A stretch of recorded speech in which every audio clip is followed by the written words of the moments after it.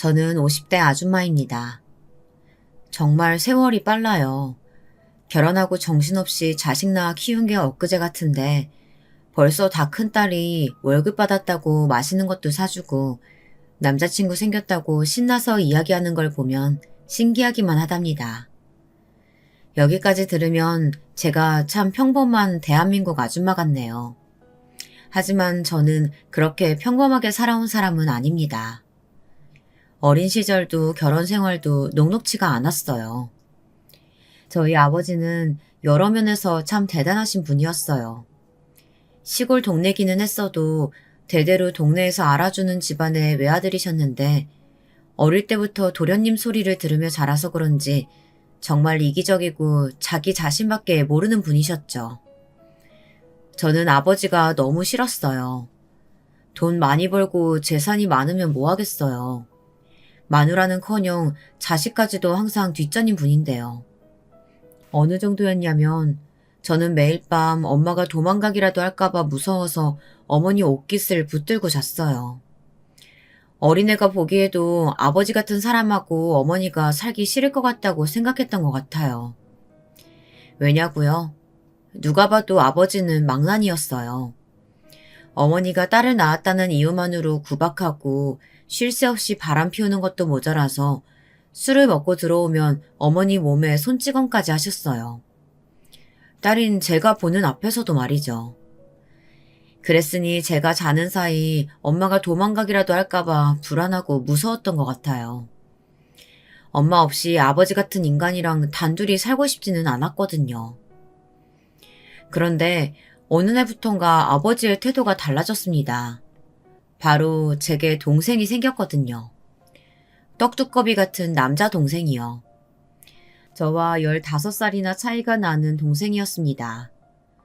아버지는 40을 훌쩍 넘기고 본 아들이 그렇게 예쁜지 동생을 볼 때마다 어쩔 줄 몰라 하셨습니다. 저는 자연스럽게 아버지에게 찬밥이 되었어요. 아버지는 어머니가 하시던 집안일을 갑자기 제게 시켰어요. 설거지니 청소니 하는 집안일을 저에게 시킨 건 다반사였고 멀쩡히 세탁기가 있는데도 손빨래까지 시켰죠. 당연히 엄마는 할 필요 없다고 하셨어요.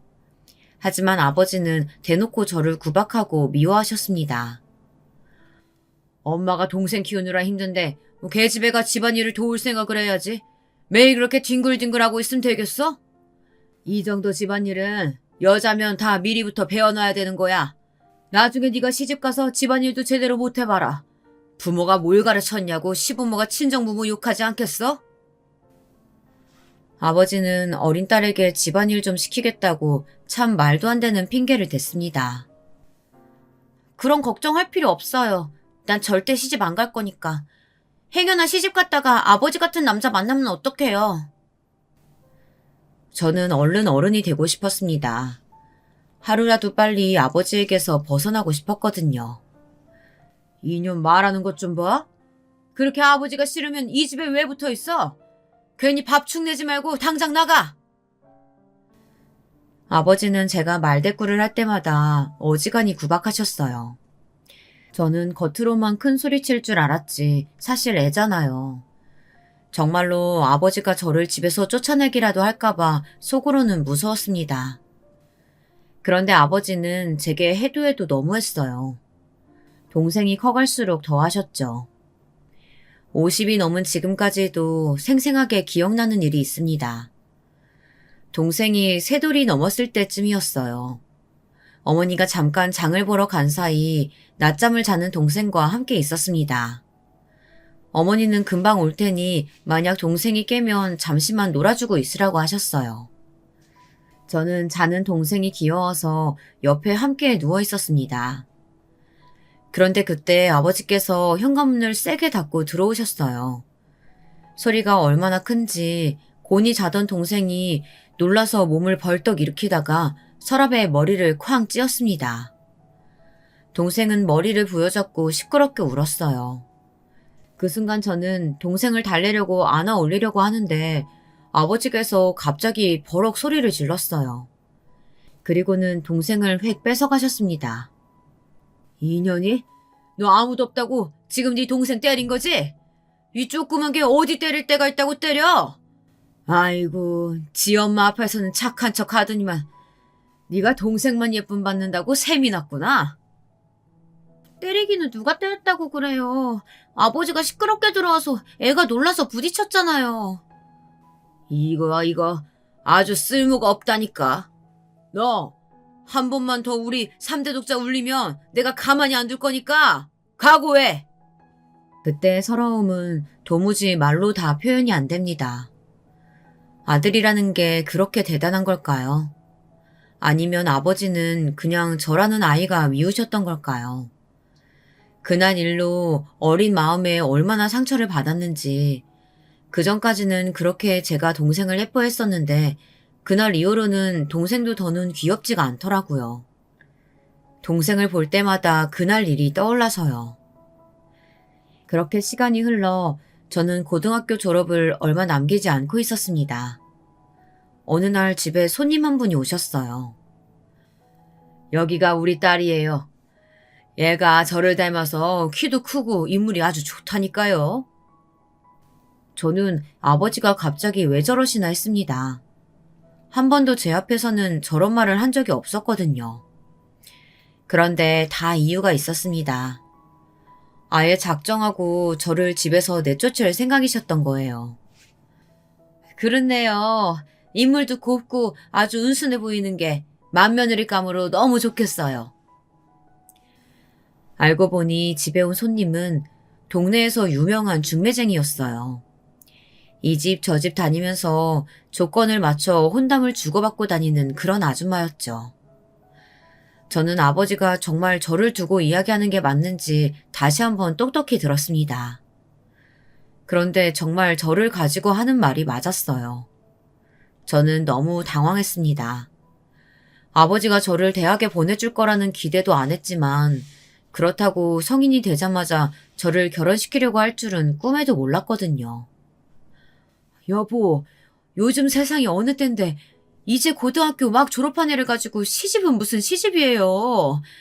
우리 딸 머리도 좋고 공부도 곧잘 하는데 당연히 대학도 가고 좋은 직장 취직도 해야죠. 계집애가 대학은 무슨 대학이야. 괜히 대학물 먹었다가 헛바람 들어서 발랑 까지면 당신이 책임질 거야?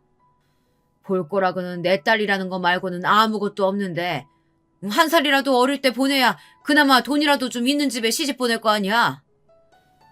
그게 말이 돼요? 우리 딸내미가 뭐가 부족하다 그래요? 이 멍청한 사람아. 이게 다 우리 3대 독자 생각해서 그러는 거 아니야. 딸은 시집 가면 그만이니 하루라도 빨리 치워버려야 나중에 내 재산 다 우리 아들한테 줄 거 아니야. 괜히 거추장스럽게 딸년이 시집도 안 가고 우리 아들 옆에 붙어서 재산이라도 욕심내봐. 그 꼴을 내가 어떻게 봐? 당신 진짜 해도 해도 너무하네요. 은주도 준석이도 다 똑같은 우리 자식인데 왜 그렇게 차별을 해요? 제가 방에서 듣고 있는지도 모르고 아버지는 아무 말이나 막 하셨어요. 어머니는 어떻게든 제 결혼만은 막아보려고 하셨지만 소용이 없었습니다. 아버지는 이미 저를 시집 보내겠다고 작정을 하셨거든요. 그때 알았죠. 아버지의 머릿속엔 아들 말고 저는 아예 없다는 걸요. 저는 당연히 결혼하고 싶지 않았습니다. 하지만 저의 의견 같은 건 애초에 중요하지 않았어요. 동네에는 저희 아버지와 사돈이 되고 싶어서 줄을 선 사람들이 많았어요. 아버지 사생활이나 인성이 안 좋은 걸 동네 사람들 대부분이 알았지만 워낙 대대로 집안에 돈이 많으니 어떻게든 연을 닿아보려는 사람들이 있었죠. 결혼 이야기가 나오자마자 쉬지 않고 선을 봤어요. 말 그대로 도살장에 끌려가는 소처럼 매일같이 남자들을 만나고 다녔습니다. 어머니는 그런 저를 안쓰러워하셨지만 아버지의 고집을 이길 수는 없었어요. 아버지는 제가 선을 보고 와도 난리였어요. 그렇게 선을 보는데도 왜 저와 결혼하겠다고 나서는 남자가 없냐면서 성을 내셨죠. 제가 선자리에서 어떻게 하길래 그 많은 남자 중에 제가 좋다는 남자가 하나도 없을 수 있냐고 소리를 지르셨어요. 제가 언제 결혼하고 싶다고 했어요? 저 이제 20살이에요. 왜 내쫓지 못해서 안달이냐고요. 그럼 내가 언제까지 너처럼 쓸모없는 애 먹이고 재우면서까지 데리고 살아야 하냐? 여보, 제발 그만 좀 해요. 그게 자식한테 할 소리예요? 당신이 이렇게 무르게 구니까 저게 선자리에 가서 적극적으로 하지를 않은 거 아니야. 뒤늦게 아들 키우느라 아주 등골이 휘는데 전원이라도 빨리 치워버려야 될 거 아니야. 저는 서럽고 속상한 마음에 도망치듯 결혼해버렸습니다.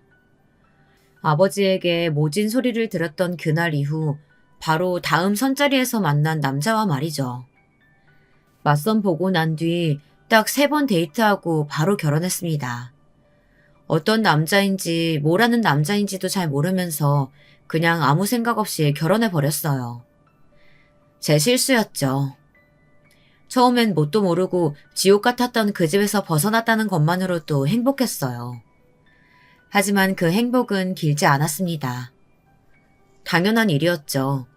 결혼 전 딱 3번 만난 남자와 결혼했으니 제 결혼 생활이 평탄할 리 없었습니다. 제 남편은 저희 아버지만큼이나 최악이었어요. 아버지를 피해서 시집을 왔는데 아버지보다 더한 인간을 만나고 만 거죠. 아버지는 아무리 인간성이 더러웠어도 그나마 돈은 잘 벌었어요. 하지만 제 남편은 인간성도 덜 떨어진 주제에 돈 버는 재주도 없었습니다. 시부모님은 결혼 전부터 고깃집을 운영하셨어요. 시부모님은 남편에게 가게에 나와서 몇 년만 일을 배우면 가게를 물려주신다고까지 했는데 남편은 그마저도 나가질 않았습니다. 그럼 남편은 뭘 했냐고요? 정말 아무것도 하지 않았어요. 한량처럼 매일 먹고 놀기만 했습니다. 아시죠? 꼭 그런 남자들이 꿈만 크고 허세만 부릴 줄 알잖아요. 항상 인생은 한 방이라면서 노름에서 벗어나질 못했고 돈도 없으면서 여기저기 빚만 지고 다녔어요. 그 사고를 제가 수습하고 다니느라 바빴습니다. 시부모님께 손 벌리는 일도 허다했죠. 아버님이 또 전화했어요. 이번 주에도 가게 안 나오면 당신이 진 빚 절대 안 갚아줄 거니까 꿈도 꾸지 말래요. 그런 소리 듣고도 너는 가만히 있었어? 내가 몸이 약해서 가게 일은 절대 못한다고 말했잖아. 허리도 아파 죽겠는데 하루 종일 서서 장사를 어떻게 해? 허리가 그렇게 아픈 사람이 하루 종일 도박판에 앉아서 놀으면 도대체 어떻게 하는 거예요?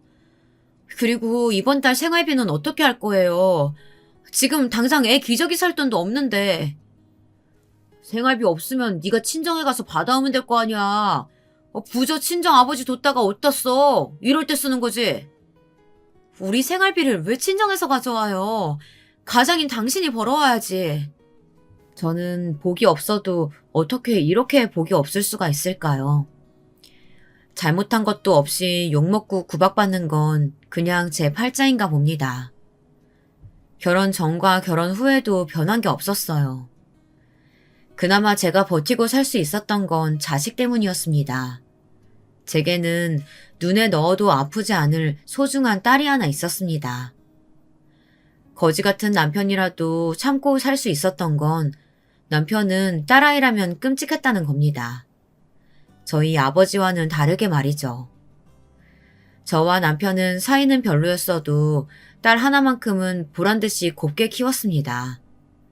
거지 같고 지긋지긋한 남편이라도 딸아이에게는 다정하고 재미있는 아버지이다 보니 저는 어떻게든 이 결혼 생활을 유지하고 살아야 한다고 생각했어요. 적어도 제 딸아이는 저처럼 아버지를 원망하면서 살기를 바라지는 않았거든요.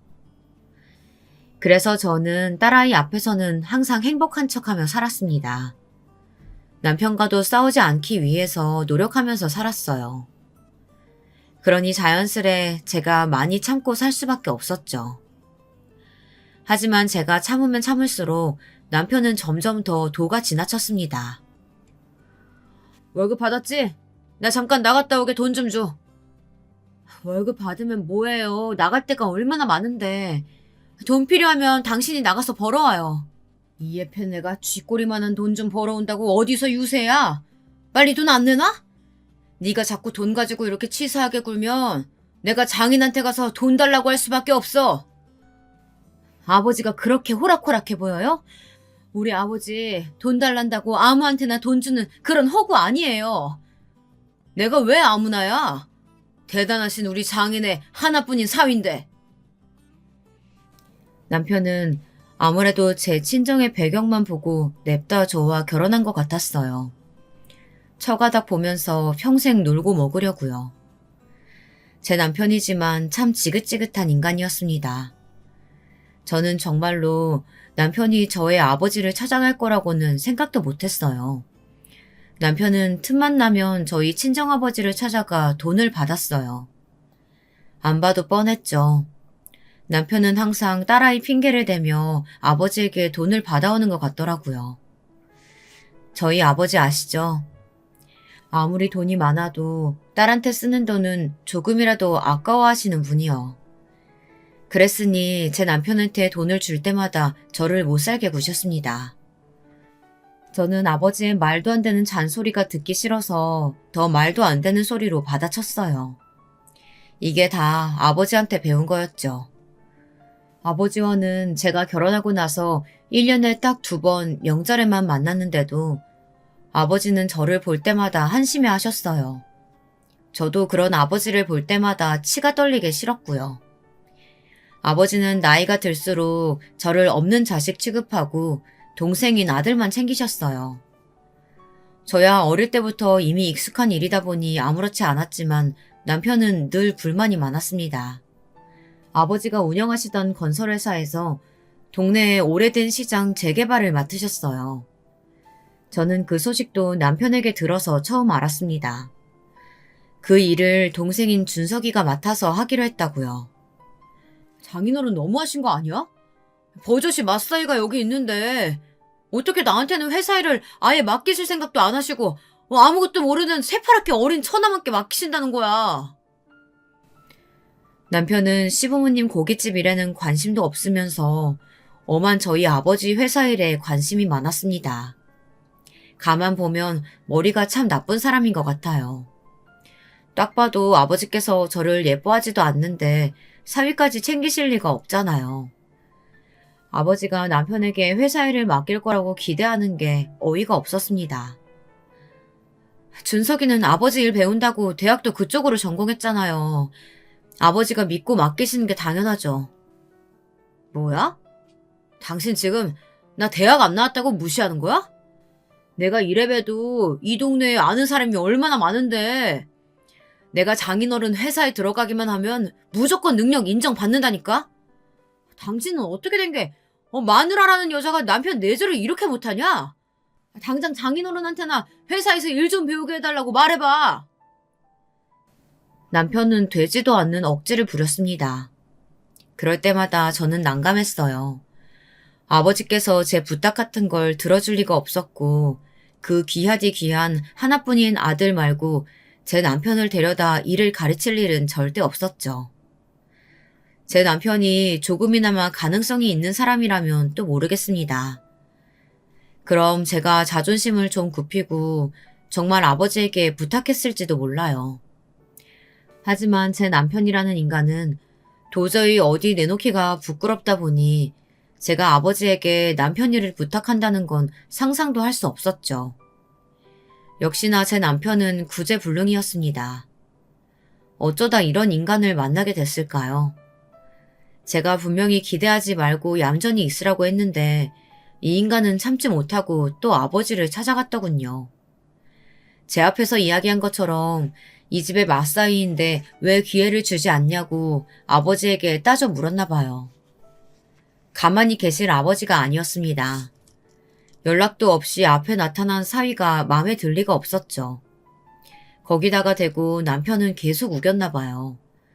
꼭 재개발 일을 전담하는 게 아니더라도 아버지의 회사에서 일하고 싶다고요. 내가 지금까지 사돈을 봐서 참고 있었는데 이서방, 네가 아주 겁이 없구나. 어디 감히 내 아들 자리를 욕심내? 장인어른, 제가 감히 처남 자리를 넘보는 게 아니고요. 그냥 저도 제대로 된 일을 좀 배워보고 싶어서. 제대로 된 일? 자네한테는 사돈네 고깃집 일이 딱이야. 괜히 능력도 안 되는 주제에 욕심 부리면서 남의 회사 기웃거리지 말고 썩 꺼져! 저는 태어나 처음으로 아버지가 잘했다고 생각했습니다. 남편처럼 노력은 안 하면서 뭐든지 날로 먹으려는 인간은 한번 제대로 당해야 했어요. 그런데 그 불똥이 괜히 저에게 떨어졌습니다. 그날 저녁 술에 잔뜩 취해 들어온 남편이 다짜고짜 제게 소리를 지르고 막말을 퍼부었어요. 이게 다 니년 때문이잖아. 니년이 못나고 장인한테 예쁨 못 받으니까 내가 무시당하는 거 아니야. 에이, 내가 어쩌다 저런 년을 만나서 이 지경 이 꼴을 당하는지. 남편은 술만 들어갔다 하면 2년 전년 듣기 싫은 소리를 해댔습니다. 저는 당시에 한참 사춘기였던 딸아이가 자다가 듣기라도 할까봐 항상 숨을 죽이고 남편을 재우려고 노력했어요. 할 줄 아는 거라곤 돈 쓰는 거랑 노름밖에 없는 거 아버지가 다 아는데 당신을 회사에 쓰실 리가 있어? 제발 정신 좀 차려. 그래도 아버지에게 된통 한번 당하고 나서는 남편도 아버지 회사 일을 조금 포기하는 듯 싶었습니다. 그런데 그게 아니었더군요. 내내 기회를 엿보고 있었던 거였어요. 그날은 남편의 생일이었습니다. 저희 친정어머니께서 하나뿐인 사위에게 생일상을 차려주겠다며 친정으로 초대를 하셨어요. 저는 아버지를 만날 생각에 초조하고 긴장되는 마음으로 친정에 갔습니다. 어머니는 정말 농담이 아니라 상다리가 휘어지게 상을 차리셨더군요. 저는 어머니에게 뭘 고생스럽게 이렇게 많이 차렸느냐고 했어요. 너 시집 보내고 지금까지 엄마가 터울 많이 지는 막둥이 동생 키운다는 핑계로 너한테도 신경 못 쓰고 하나뿐인 사회한테도 너무 소홀했어. 지금부터라도 매년 생일은 챙겨줄 테니까 필요한 거 있으면 언제든 얘기해. 어머니는 언제나 제게 미안하다는 말을 달고 사셨어요. 늦게 낳은 동생으로 인해 제가 아버지에게 구박받고 미움받는 게 어머니는 자신의 잘못이라고 생각하셨거든요.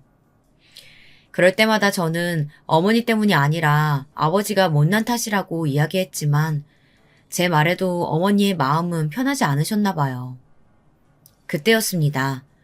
눈치 없는 남편이 또 말도 안 되는 소리를 짓거렸어요.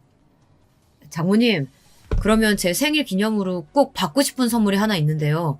해주실 수 있어요? 어머니는 당연히 사이가 원하는 거라면 뭐든 들어주시겠다고 했어요. 저는 이 인간이 또 무슨 소리를 하려는 건가 싶어 불안했습니다. 그런데 역시나 제 남편이지만 답이 없는 인간이었습니다. 도무지 머릿속에 무슨 생각을 하면서 사는 건지 모르겠더군요. 장모님께서 장인어른께 회사에 자리 하나 만들어달라고 좀 얘기 좀 해주세요. 제가 아무리 말씀드려도 들어주시질 않으세요. 어머니는 약간 당황하셔서 아버지에게 사위 자리 하나 만들어주는 게 뭐가 힘든 일이냐고 웃으면서 이야기하셨죠. 그 순간 아버지는 잔뜩 날이 선 눈빛으로 저와 남편을 번갈아 바라보셨습니다. 이서방, 자네 머리 안 좋은 줄은 내가 진작 알고 있었지만 이 정도로 아둔한 사람인 줄은 몰랐네. 내가 분명 자네한테 알아듣게 말하지 않았어? 내 회사는 무조건 내 아들한테 물려줄 거라고. 여보, 가족끼리 왜 그런 소리라고 그래요? 사위랑 아들이랑 같이 서로 도우면서 일하면 더 좋죠. 맞습니다, 장모님. 당신이 사업에 대해 뭘 알아? 내가 사람 보는 눈 하나는 정확한 사람이야. 이서방은 절대 남 위에서 희생하면서 일할 관상이 아니야. 남의 거 뺏지 않으면 다행이지. 그날 남편은 집에 돌아오는 내내 딸이 있는데도 제 앞에서 아버지 욕을 해댔습니다. 남의 관상 가지고 떠들 정도로 저희 아버지 관상도 좋지 않다나요. 그제야 남편도 아버지 회사에 대해 마음을 접은 것 같아 그나마 다행이다 싶었습니다. 그렇게 시간은 흘러갔습니다. 저희 아버지는 독하고 못돼서 천년만년 사실 줄 알았어요. 그런데 그런 아버지가 돌아가셨습니다. 그렇게 욕심 많으셨던 양반이 죽을 때는 아무것도 없이 빈손으로 떠나시는 걸 보니 사람 목숨이라는 게 참 허망하더군요. 아버지가 돌아가신 이후 많은 것들이 변했어요. 제 동생은 갑자기 공부하겠다며 어머니를 남겨두고 유학길에 올랐습니다. 저는 어머니가 안쓰러웠어요. 저도 저지만 어머니의 인생도 참 불쌍하다 싶었거든요. 저는 어머니를 자주 들여다보지는 못했어요. 어머니도 언젠가부터 제가 오는 걸 반기지 않으시더라고요. 그래도 저는 명절만이라도 함께 보내고 싶어서 명절에는 항상 어머니를 뵈러 갔습니다. 장가도 안 간 아들놈도 나보러 안 오는데 네가 여기를 뭐하러 와? 멀고 힘들 텐데 이제 안 와도 돼. 엄마는 서운하게 무슨 그런 말을 해. 그래도 친정 식구라고 엄마랑 동생밖에 없는데 명절에라도 얼굴 봐야지. 저도 가끔 거울을 볼 때마다 놀라요. 제가 벌써 50이라는 게요. 그런데 저의 얼굴보다도 더 놀랍고 슬픈 건 어머니의 얼굴이었습니다. 곱고 탱탱했던 어머니의 얼굴이 어느새 그렇게 늙고 쭈글쭈글해졌는지 모르겠어요. 어머니의 얼굴을 볼 때마다 저는 마음이 울컥했습니다. 그러던 와중에 남편이라는 인간이 아주 대형 사고를 쳤어요. 저는 당시에 시부모님 가게에서 일을 도와드리고 있었어요.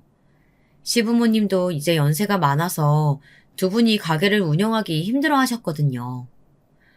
모르는 번호로 계속 전화가 오길래 안 받으려다가 받았더니 글쎄 경찰서였습니다. 남편분이 불법 도박장 사건에 연루됐으니 지금 당장 경찰서에 오라고 하더라고요. 저는 시아버지와 함께 급하게 경찰서로 갔습니다. 그런데 남편 얼굴이 아주 말이 아니더라고요. 여러 명에게 맞았는지 얼굴이며 몸이며 멍투성이에 성한 곳이 없었어요. 아이고 경찰 양반, 우리 아들 얼굴이 왜 이 모양이에요? 시아버지도 50도 한참 넘은 아들 얼굴을 보자마자 안쓰러워서 난리가 나셨죠. 저는 사실 놀랍지도 않았습니다.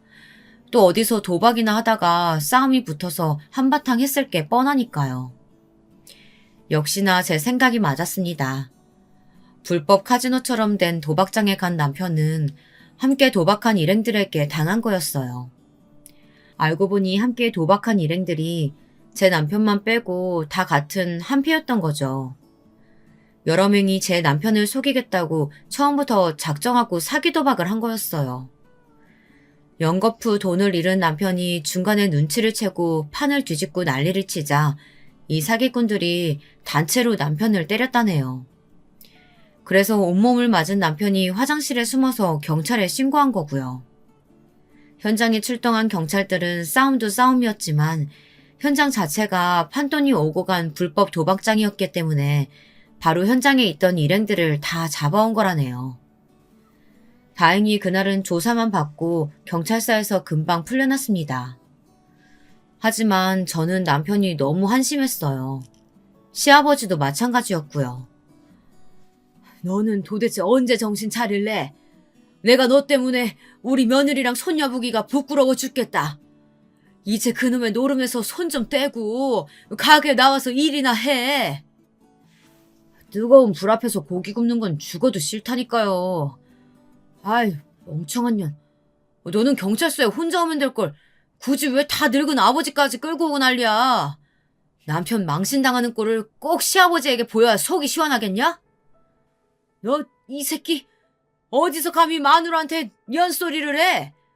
너 내가 그렇게 가르쳤어? 다 늙어서 어디 한번 아버지한테 맞아 좀 볼래? 시아버지는 제게 너무 미안해하셨어요. 하지만 저는 하도 많이 듣고 당해서 그런지 아무렇지도 않았습니다.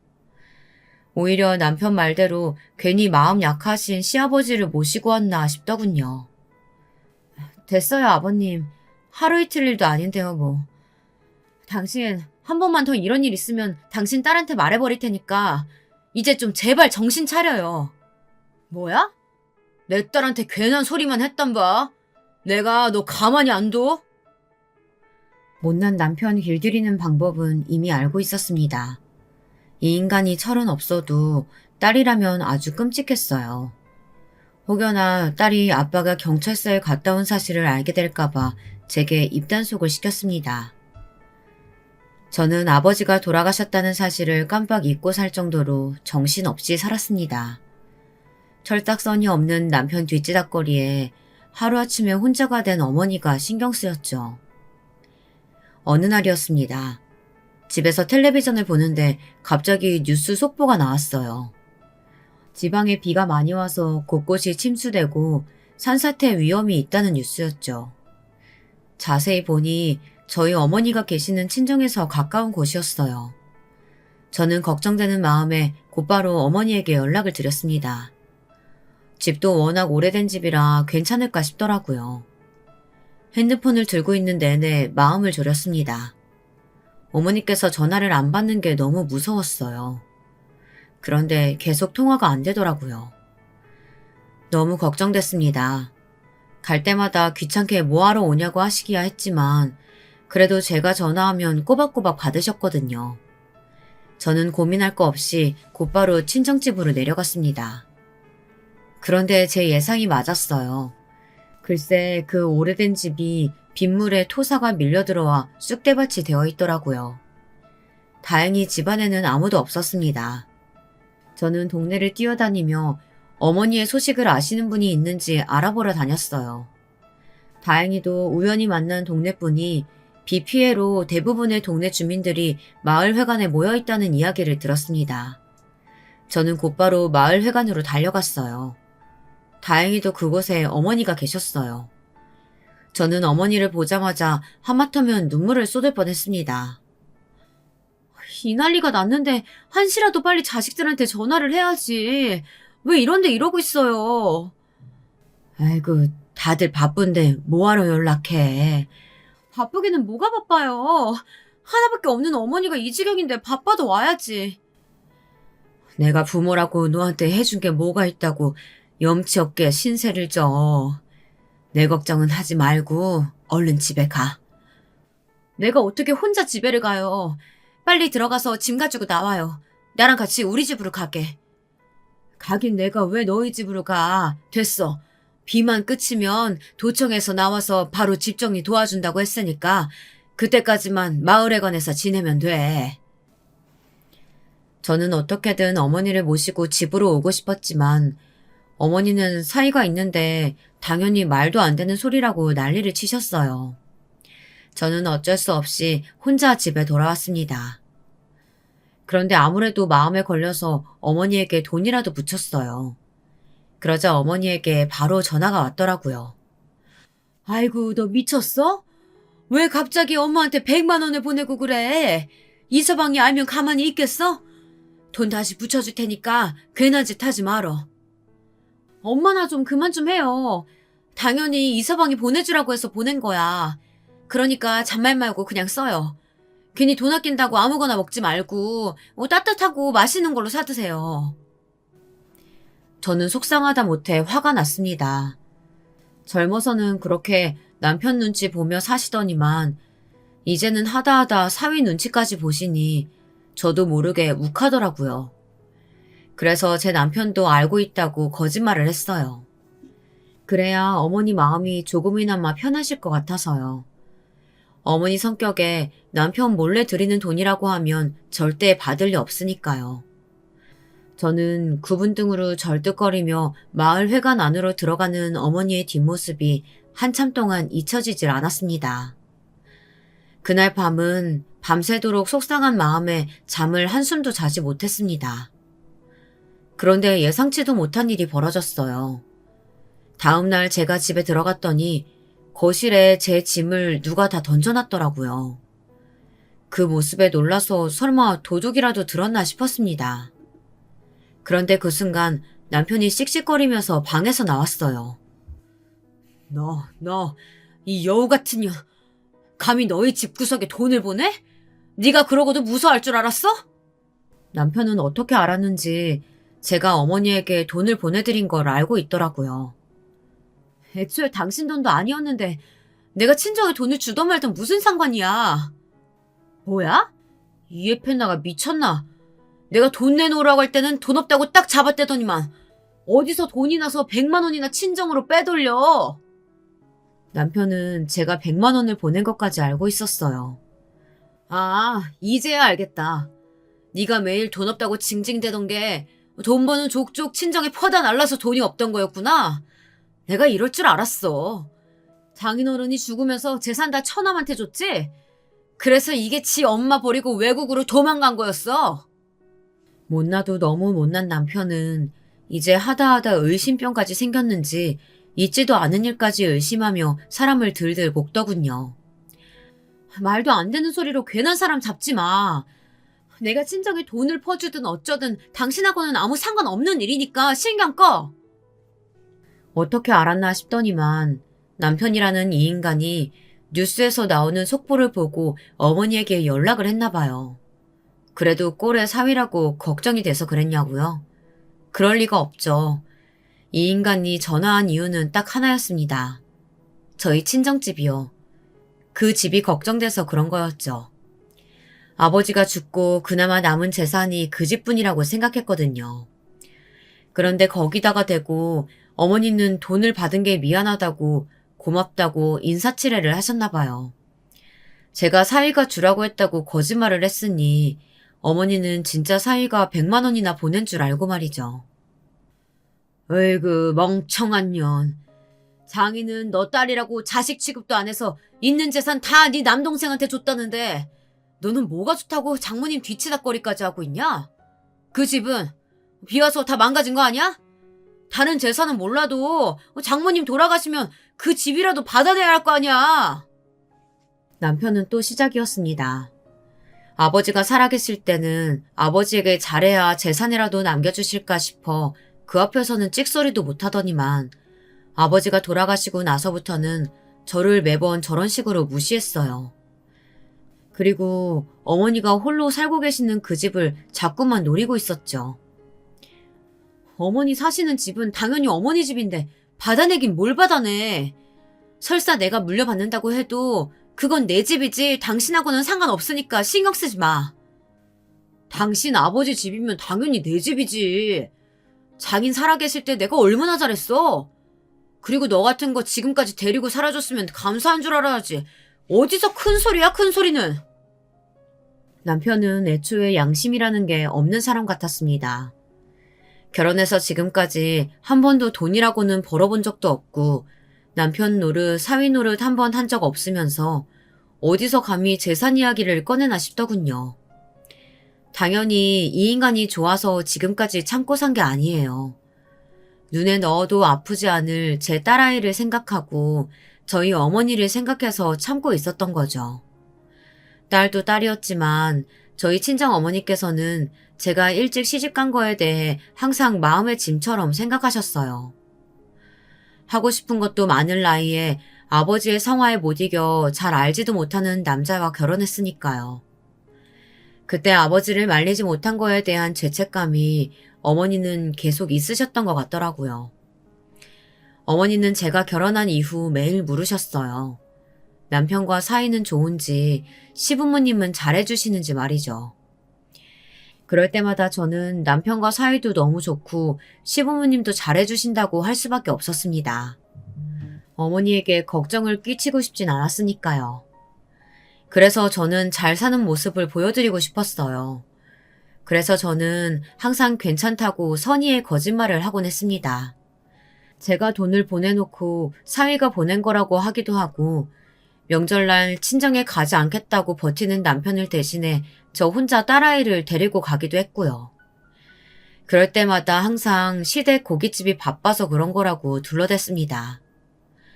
남편이 지긋지긋할 때마다 마음을 다잡고 또 다잡았어요. 딸내미 시집이라도 보낼 때까지만 참자, 어머니를 생각해서 참자 이렇게요. 그런데 더는 안 되겠더군요. 저는 아주 오래전부터 준비해뒀던 서류 봉투를 서랍장에서 꺼내왔습니다. 남편은 보자마자 이게 뭐냐고 소리부터 지르더니 봉투를 열었어요. 봉투 안에는 제가 작성해둔 이혼 서류가 들어있었습니다. 남편은 예상대로 코웃음을 쳤어요. 쇼하고 있네. 이혼해도 내가 먼저 하면 했지. 어디서 네 주제에 이딴 걸 나한테 들이대? 죽고 싶어? 그때였습니다. 이제 남편이라고 부르기도 싫을 이 망할 놈의 인간이 제 멱살을 잡고 흔들어대더니만 갑자기 짝소리 나게 제 뺨을 때렸습니다. 제 남편이 개망난이라는 건 아주 오래전에 이미 알았습니다. 하지만 지금까지 제 몸에 손을 댄 적은 없었어요. 만약 그랬다면 당연히 딸이 있어도 어머니가 속상해 하시더라도 헤어졌을 거예요. 저희 아버지가 어머니에게 그러는 모습을 하도 봐서 그런 행동에는 아주 치가 떨리거든요.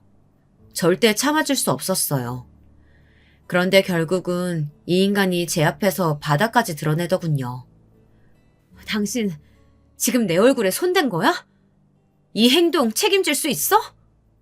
책임은 무슨. 너같이 버릇없고 멍청한 년은 맞아야 정신을 차린다니까? 이게 어디서 눈을 부라려? 한 대 더 맞아야 정신 차리지? 저는 남편을 세게 밀어버렸습니다. 남편은 바닥에 꼬꾸라졌어요. 그리고는 저는 바로 그 자리에서 시어머니에게 전화를 했습니다. 남편은 자기가 저지른 일이 얼마나 큰일인지도 모르고 적반하장으로 굴고 있었어요. 아주 뻔뻔하게 제게 뭐 하는 거냐고, 어디다 전화하는 거냐고 묻더라고요. 저는 남편을 철저히 무시하고 전화를 받은 시어머니에게 소리쳤습니다. 어머니, 지금 당장 가게 빼세요. 저 어머니 아들하고 지금 이 순간부터 1분 1초도 같이 못 사니까 아들 새끼도 지금 당장 데리고 가시고요. 이게 무슨 일이냐고요? 사실 제가 남편에게 말하지 않은 것이 있었어요. 저희 시부모님이 하도 부탁하셔서 남편에게 말을 하지는 못했지만 지금 시부모님이 운영하시는 고깃집은 저희 아버지 건물, 아니 이제는 제 명의로 된 건물이에요. 저희 아버지가 돌아가시기 직전에 시댁에 사정이 좀 있었어요. 시부모님 가게에서 일하던 직원 하나가 시아버지 이름을 도용해서 가게를 팔아버리고 돈을 가로채 도망가버린 사고가 있었습니다. 당시 시부모님은 너무 억울해서 경찰서며 변호사 사무실이며 돌아다니느라 정신이 없으셨죠. 저도 마찬가지였고요. 그때 남편은 뭘 하고 있었냐고요. 한심하게도 매일같이 노름에 빠져 허우적거리고 있었습니다. 그때 도와주신 게 저희 아버지였어요. 고깃집 문을 닫기 바로 직전에 가게를 아버지가 가지고 있던 건물로 이전해 주셨어요. 돈 한 푼 받지 않고요. 그 이후에도 세도 거의 받지 않다시피 해서 다시 가게를 일으킬 수 있게 해주셨습니다. 그리고 아버지가 돌아가실 때쯤 저에게 그 건물을 증여해 주셨어요. 저 같은 건 자식으로 생각도 안 하시던 아버지가 어떻게 그럴 수 있었냐고요. 사실은 제가 말하지 않은 것이 하나 더 있었습니다. 아버지가 돌아가신 이유에 대해서요. 애틋했던 저와 어머니의 사이가 전과 다르게 멀어지게 된 이유도 바로 그 이유에서였습니다. 어머니가 저를 볼 낯이 없다며 내내 저를 외면하며 사신 이유도 마찬가지고요. 아버지께서는 간암 말기셨어요. 뒤늦게 발견해서 수술 말고는 방법이 없었죠. 병원에서는 가족들 모두가 검사를 받아야 한다고 해서 검사를 받으러 갔는데 이상하게도 어머니께서 준석이는 절대 안 된다고 난리를 치셨어요. 그때 저는 처음으로 어머니에게 서운했습니다.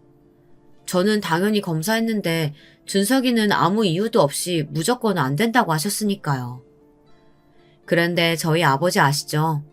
세상에서 가장 이기적이고 자기밖에 모르는 노인네예요. 그러다 보니 아무리 귀한 아들이라도 무조건 검사를 받으라고 했어요. 지금 당장 본인 수술이 급하셨으니까요. 그런데 아버지의 병이 아니었다면 평생 밝혀지지 않을 일이 밝혀지고야 말았습니다. 아버지는 A형, 어머니는 O형이었고 저는 A형이에요. 그런데 제 동생 준석이가 B형이었습니다. 어머니는 어떻게든 그 사실을 덮으려고 하셨던 것 같아요. 하지만 눈치가 빠른 아버지가 뭔가 이상하다 싶었는지 준석이를 데리고 따로 검사를 다시 하셨더라고요. 혈액형뿐만이 아니라 아예 유전자 검사까지 말이죠. 평생을 누구보다 아끼고 귀하게 여겼던 아들이 아버지 자식이 아니었던 거예요. 그 충격의 여파는 어마어마했습니다. 아버지는 어머니와 동생을 쫓아내겠다고 난리를 치셨어요. 천박해도 이런 천박한 년이 있나? 네가 감히 나를 능멸하고 배신해놓고 마치 아무 일 없었던 것처럼 가증스럽게 내 옆에 붙어 있었어? 이 더러운 년, 지금 당장 저 거지 같은 네 새끼 데리고 썩 나가! 아버지 왜 그러세요? 저예요. 아버지 하나밖에 없는 준석이요. 저 버리지 마세요. 아버지 제발요. 아버지는 피도 눈물도 없는 분이었습니다. 그렇게 평생을 곁에 끼고 예뻐서 어쩔 줄 모르던 아들을 단번에 내쳐버렸습니다. 그래도 30년 가까이 키워온 자식인데 자신의 핏줄이 아니라는 이유를 알자마자 얼굴도 한번 보지 않으시고 내쫓아 버렸어요. 더 놀라웠던 건 그러던 와중에도 아버지는 곧바로 재산 정리부터 하셨습니다. 그 폭풍 속에서 혜택을 받은 건 본의 아니게 제가 됐어요. 집과 건물, 땅까지 싹 다 아버지는 제게 물려주겠다 유언장을 쓰셨어요. 당시에 제 간이 아버지의 간과 가장 잘 맞아서 제가 아버지에게 간 이식을 해드려야 하는 상황이었거든요. 아버지는 난생 처음 저에게 잘해주셨어요. 은주야, 나한테는 너밖에 없어. 내 딸 은주, 내가 진작 너한테 잘해줬어야 했는데 네 못난 애비가 미안하구나. 제발 용서해다오. 저는 아이러니했습니다. 지금까지 제 팔자가 이 모양 이 꼴인 건 분명 아버지 탓이었어요. 어릴 때부터 저를 가장 힘들게 한 것도 아버지였고 지금까지 저를 힘들게 하는 남편을 만나게 한 것도 아버지였으니까요. 그런데 아버지가 가장 치욕스러운 배신을 당하고 죽음의 문턱에 선 순간 아버지에게 가장 필요로 한 게 저라는 사실이 정말이지 기가 막혔습니다. 인생이란 정말 한 치 앞도 모르는 거더군요. 이런 난리가 이어지던 와중에 아버지는 수술도 받지 못하신 채 병원에서 돌아가시고 말았습니다. 저는 정말이지 너무 허망해서 마음이 이상했습니다. 눈물이 날 줄 몰랐는데 장례식장에서 눈물이 펑펑 쏟아지긴 하더군요. 핏줄이란 참 이상했어요. 물론 아버지를 평생 미워했지만 이런 식으로 돌아가시길 바란 적은 한 번도 없었으니까요. 당시에 자세한 사실을 남편이 알게 되면 안 된다고 생각했어요. 제가 평생 제 동생이라고 생각했던 아이가 의붓 동생이라는 사실도 당연히 말하지 않았고 아버지가 제게 모든 재산을 남겼다는 사실도 말하지 않았어요. 그 사실을 알면 절대 가만히 있을 사람이 아니니까요. 딸아이가 시집갈 때까지만 참고 살자 싶었습니다. 그리고 조금 시원했던 게 나름 남편에게 복수하고 있다는 쾌감이 들었어요. 그리고 아버지에게 제대로 된 사과도 받지 못한 상태에서 어쩌다 재산 좀 받았다고 해서 지금 당장 그 돈으로 잘 먹고 잘 살면 하늘에서 아버지가 당신을 제가 다 용서했다고 착각하실까봐 그 돈은 쓰고 싶지 않더라고요. 저는 오랫동안 가족들을 속인 어머니보다 아버지를 더 용서하지 못하고 있으니까요. 그렇게 해서 제가 시부모님이 운영하신 가게의 건물주가 됐던 거예요. 예상대로 남편은 난리가 났습니다. 제 앞으로 재산이 그 정도로 많을 줄은 당연히 상상도 못했으니까요. 남편은 멍청해도 너무 멍청했습니다. 바로 조금 전에 제 뺨을 날릴 땐 언제고 금세 태세 전환을 하더니 바닥에 무릎까지 꿇었어요. 제가 지금 와서 싹싹 빌면 마음을 바꿀 줄 알았나 봅니다. 아주 손이 발이 되게 빌더군요. 여보, 우리가 지금까지 자식 낳고 산 세월이 몇 년인데 서운하게 왜 그래? 내가 지금까지 당신한테 실수한 거 너무 미안해. 내가 다 잘못했어. 아까 내가 때린 것도 너무 아팠지. 내가 앞으로 당신 옆에서 평생 사죄하는 마음으로 잘할게. 내가 당신 건물 관리도 잘할 테니까 걱정하지 마. 개소리 하고 있네. 내가 당신한테 그딴 말 같지도 않은 소리 듣겠다고 시어머니한테 전화까지 했겠어? 나 진심이야. 지금 당장 가게 빼고 안 나가면 강제로 뺄 거니까 알아서들 해. 지금까지 제가 마음이 약해도 너무 약했습니다. 남편이 너무 미워서 하루에도 몇 번씩 시부모님에게 나가라고 소리치고 싶었지만 시부모님 사정 뻔히 다 아는데 매몰차게 그럴 수는 없었어요. 제 딸아이의 할머니이자 할아버지이기도 하니까요. 그런데 이제 정말 제게도 한계가 왔는지 더는 참아줄 수가 없네요. 저는 그날 바로 남편을 집에서 내쫓아버리고 부동산의 가게를 임대로 내놔버렸어요. 사실 지금까지 제대로 된 임대료나 보증금을 받고 가게를 빌려준 것도 아니었기 때문에 언제 내보내도 상관없었어요. 저는 그날 이후로 시부모님의 전화도 남편의 전화도 당연히 받지 않았습니다. 그리고 변호사를 통해 합의 이혼 서류를 보냈어요. 사실 남편은 결혼 생활 내내 이 결혼을 유지하기 위해 한 게 아무것도 없었어요. 그래서 이혼은 생각보다 간단했습니다. 지금까지 제가 왜 망설였나 싶을 정도로요. 자식은 이미 성인이니 양육권도 문제 없었고 재산도 다 저희 아버지 명의의 재산이었기 때문에 모두 다 제 것이었습니다.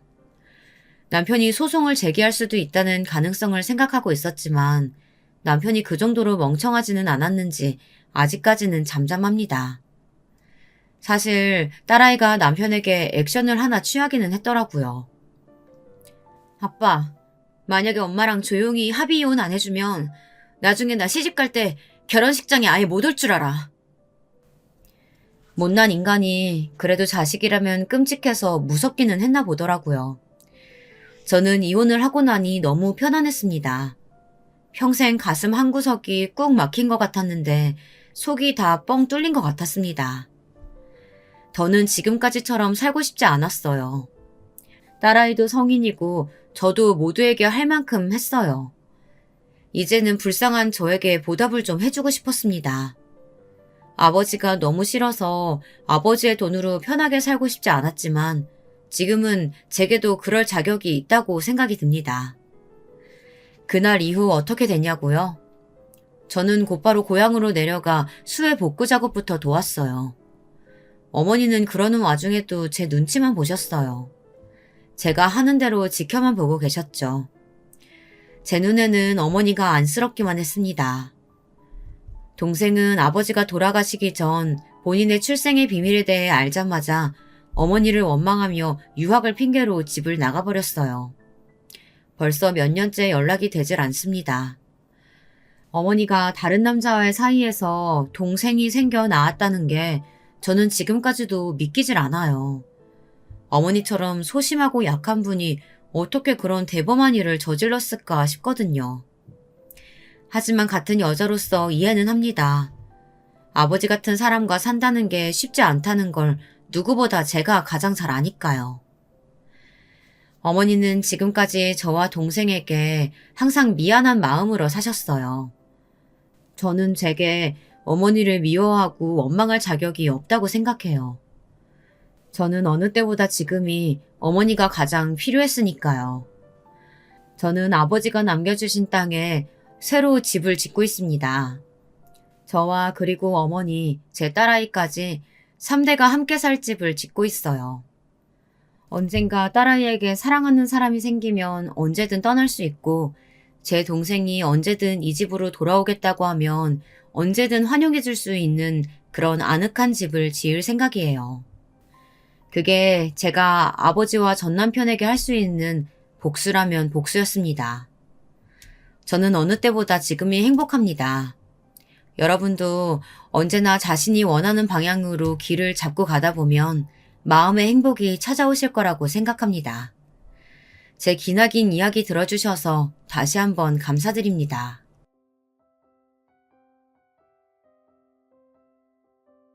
안녕하세요. 저는 30대 남자입니다. 이제 고작 30년 넘게 살았지만 저는 누구보다도 산전수전 공준전까지 겪었다고 해도 과언이 아닐 정도로 파란만장하게 살아왔습니다. 그런데 지금까지 겪은 일은 예고편에 불과할 만큼 최근에 너무도 말도 안 되는 일을 당해서 이렇게 사연까지 보내게 됐습니다. 너무 억울하고 속이 뒤집혀서 누구에게 속 시원히 말이라도 해야 이 답답한 마음이 조금이나마 진정될 것 같아서요. 저는 아무것도 없는 집에 태어나 홀로 자수성가했습니다. 20대를 공부만 하느라 너무 치열하게 살았기 때문에 30대에는 다른 거 하나 바라는 거 없이 남들처럼 평범하게만 살고 싶었어요. 평범하게 사는 게 뭐냐고요? 제가 생각하는 평범한 삶이란 안정적인 직업을 가지고 내 집에서 내가 사랑하는 아내와 아이와 함께 오순도순 함께 사는 것이었어요. 평생 그것만 바라보며 쉬지 않고 달려왔거든요. 그런데 저는 애초에 평범한 삶을 살 수 없는 운명을 타고난 사람인가 싶을 정도로 제 인생은 마음대로 되는 게 하나도 없었습니다. 왜 그렇게 비관적이냐고요? 아마 여러분도 제 이야기를 들으시면 어쩜 인생이 꼬여도 그렇게 꼬였을까 싶으실 거예요.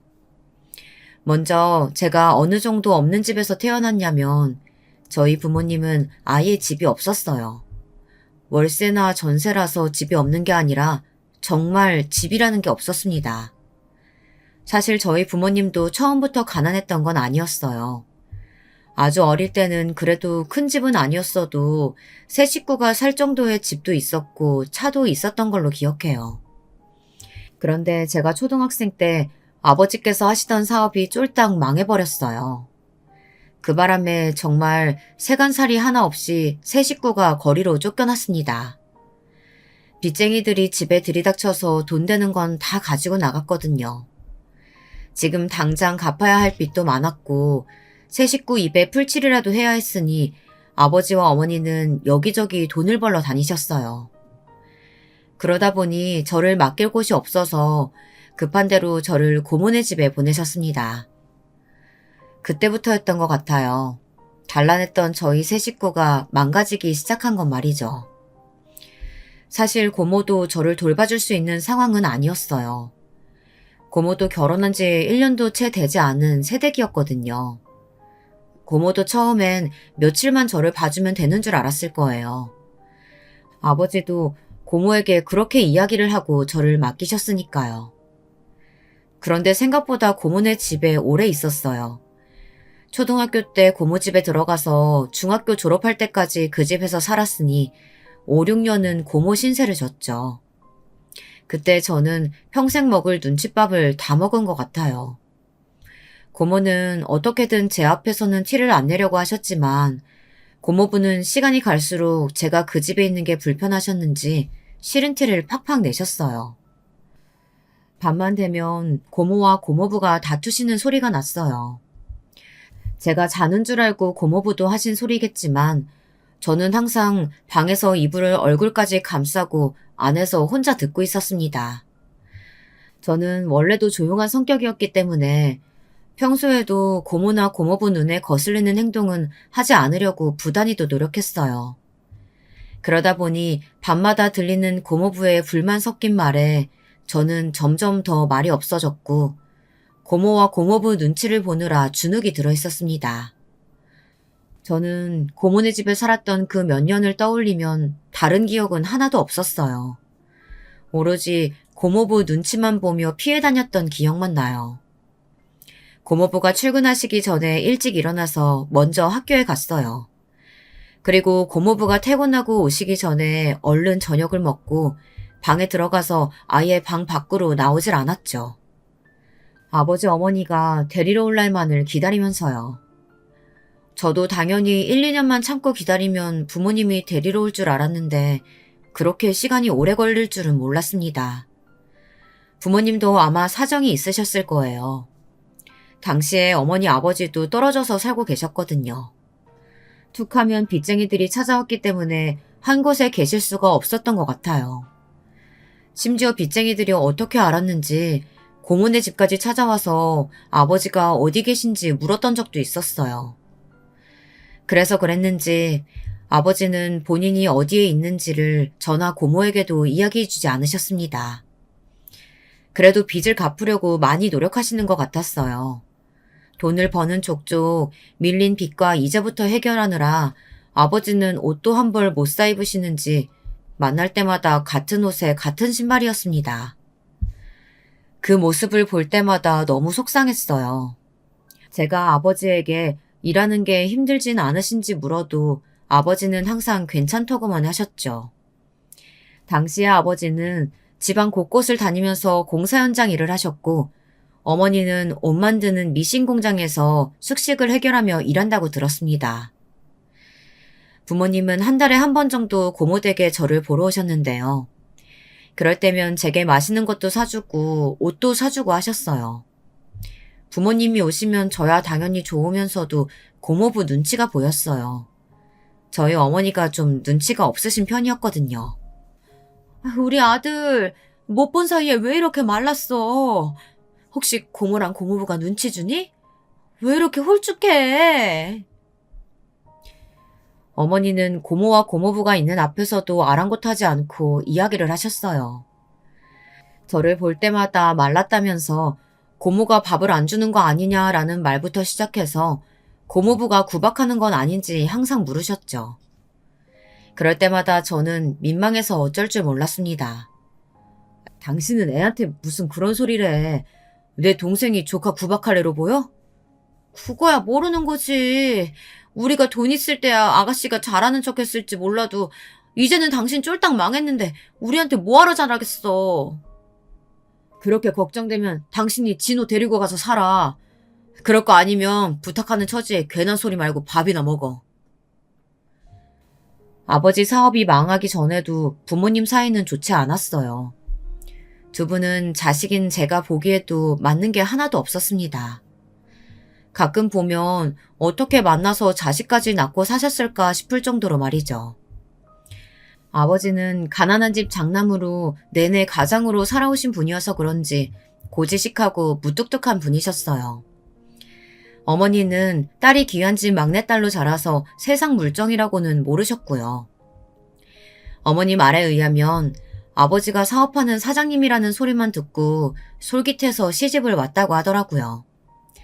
아버지랑 살면 평생 먹고 살 걱정은 없겠다 싶어서요.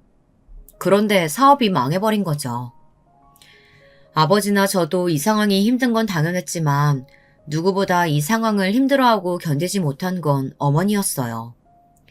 곱게만 살아오셨던 어머니는 그때까지도 돈 버는 일이라고는 한 번도 해본 적이 없었어요. 하루아침에 집도 절도 없이 떠돌아다니며 돈까지 벌어야 했으니 당연히 힘드셨을 만합니다. 으이그, 이 인간이 사업 말아먹고 처자식 고생시키는 주제에 입만 살아서 어디서 큰 소리야. 내가 당신 때문에 지금 얼마나 고생을 하고 있는데. 지금까지 내 덕에 온갖 사치 부리고 사모님 흉내내면서 잘 살았으면 됐지. 나더러 더 어떻게 하란 소리야. 저는 다른 거보다도 만나기만 하면 싸우는 부모님이 더 걱정됐습니다. 힘들 때일수록 가족들이 똘똘 뭉쳐서 서로를 위해줘야 한다고 생각했는데 부모님 두 분 다 너무 힘들어하시는 것 같아서 저는 불안했어요. 이대로 영영 셋이 함께 살지 못할까 봐요. 제가 할 수 있는 거라고는 저는 괜찮다고 잘 지내고 있다고 말하는 것뿐이었습니다. 엄마, 아빠, 저는 정말 괜찮아요. 고모랑 고모부 저한테 너무 잘해주세요. 그러니까 제 걱정은 하지 마시고 두 분이나 식사 잘 챙겨 드시고 다치지 마세요. 어린 마음에 그럴 수밖에 없었던 게 어머니는 따로 살기 시작하고서는 제게 전화도 잘 안 하시고 고모네 집에도 저를 보러 거의 오시지 않았어요. 항상 일이 바쁘다고 하시면서요. 그렇게 시간이 흘러 저는 고모댁에서 중학교까지 다니게 됐습니다. 저는 이러다 정말 계속 고모네 집에 얹혀 살아야 하는 거 아닌가 싶어 불안하고 걱정이 됐습니다. 그런데 제가 고모 집에서 나오게 된 결정적인 사건이 있었습니다. 그 당시에 고모에게 어린 딸이 있었어요. 제 사촌동생이었죠. 저는 사촌동생이 태어나는 것부터 기는 거, 걸음마 하는 것까지 바로 곁에서 다 봤습니다. 고모가 바쁠 때는 제가 분유도 먹이고 기저귀도 갈면서 업어서 키웠어요. 고모도 고모부보다 제가 더 애를 잘 본다고 칭찬하실 정도로 애 키우는데 소질이 있었습니다. 고모부는 여전히 저를 눈엣가시로 여겼지만 저는 괜찮았습니다. 눈칫밥도 몇 년 먹으니 적응이 되긴 되더라고요. 사실 조카를 몇 년이나 데리고 산다는 게 쉬운 일은 아니잖아요. 저는 항상 감사하는 마음이었기 때문에 고모부가 제게 무슨 말을 해도 다 참을 수 있었습니다. 사촌동생을 돌보는 건 하나도 힘들지 않았어요. 제가 사촌동생을 봐줄 수 있어서 오히려 다행이라고 생각했습니다. 제가 고모 신세를 진 게 몇 년인데 이 정도는 충분히 할 수 있는 일이라고 생각했죠. 동생 밥 좀 먹이고 재워준다고 해서 제가 지금까지 받은 걸 다 갚을 수 있는 건 아니겠지만 그래도 조금이나마 제 마음에 지고 있던 짐이 덜어지는 것 같았어요. 그런데 하필이면 그날 밤 사촌동생이 열이 오르더니 보채더군요. 저는 냉장고에서 해열제를 찾아 먹이고 밤새 업고 있었습니다. 아무래도 고모부가 한 말이 신경 쓰여서요. 괜히 제가 보는데 동생이 울어서 주변에서 민원이라도 들어오면 고모부에게 한 소리 들을 것 같아 울리지 않으려고 애썼습니다. 가는 날이 장날이라고 하나요? 그날 갑자기 아버지가 고모 집에 오셨어요. 일 때문에 근처에 오셨다가 일 끝나고 제가 생각나서 군고구마를 잔뜩 사서 오셨더라고요. 아버지는 제 모습을 보자마자 얼굴이 차갑게 굳어버렸어요. 그 늦은 시간에 제가 고모랑 고모부도 없이 혼자 아기를 업고 땀범벅으로 쩔쩔매고 있으니 당연한 일이었죠. 아버지는 얼굴이 새빨개지셔서는 지금 당장 아기를 내려놓으라고 소리를 지르셨습니다. 아버지 화내지 마세요. 제가 매일 애를 본 게 아니라요. 오늘만 고모가 상가집에 가셔야 해서 잠깐 봐주는 거예요. 그게 지금 말이 되는 소리야? 고작 중학생 애한테 갓난쟁이 맡기고 부모가 둘 다 나간다는 게 말이 돼? 평상시에 애를 얼마나 자주 봤으면 네가 혼자 애를 봐? 아버지의 고함 소리에 제 등에 엎여있던 사촌동생은 자지러지게 울었습니다. 타이밍이라는 게 참 이상해요. 딱 그때 고모와 고모부가 집에 돌아오셨어요. 하필이면 또 고모부가 밖에까지 애 우는 소리가 들린다고 화를 내시면서 집에 들어오셨죠. 내가 이럴 줄 알았어. 잠깐 몇 시간 애 좀 보라고 했더니만 결국은 또 울린 거야? 형님. 형님이 이 시간에 웬일이세요? 아버지의 얼굴은 순식간에 차가워졌습니다. 저도 지금까지 살면서 처음 보는 아버지의 얼굴이었어요. 매부, 자네 지금 한 말이 설마 내 아들한테 한 소린가? 내가 못나고 염치 없이 내 아들 자네에게 부탁하기야 했다지만 아무리 그래도 우리가 꼬박꼬박 생활비에 먹을 거에 다 갖다 바치면서 부탁했는데 어떻게 내 아들을 이렇게 대접할 수가 있어? 형님, 생활비라뇨? 저는 처음 듣는 소린데요. 여보, 당신 형님한테 생활비 받았어? 오빠랑 이런 말까지 하고 싶지는 않지만 오빠가 무슨 생활비를 줬다 그래. 그리고 오빠 힘든 거 내가 뻔히 아는데 내가 설마 돈 벌라고 진호 키우겠어? 그게 무슨 소리야.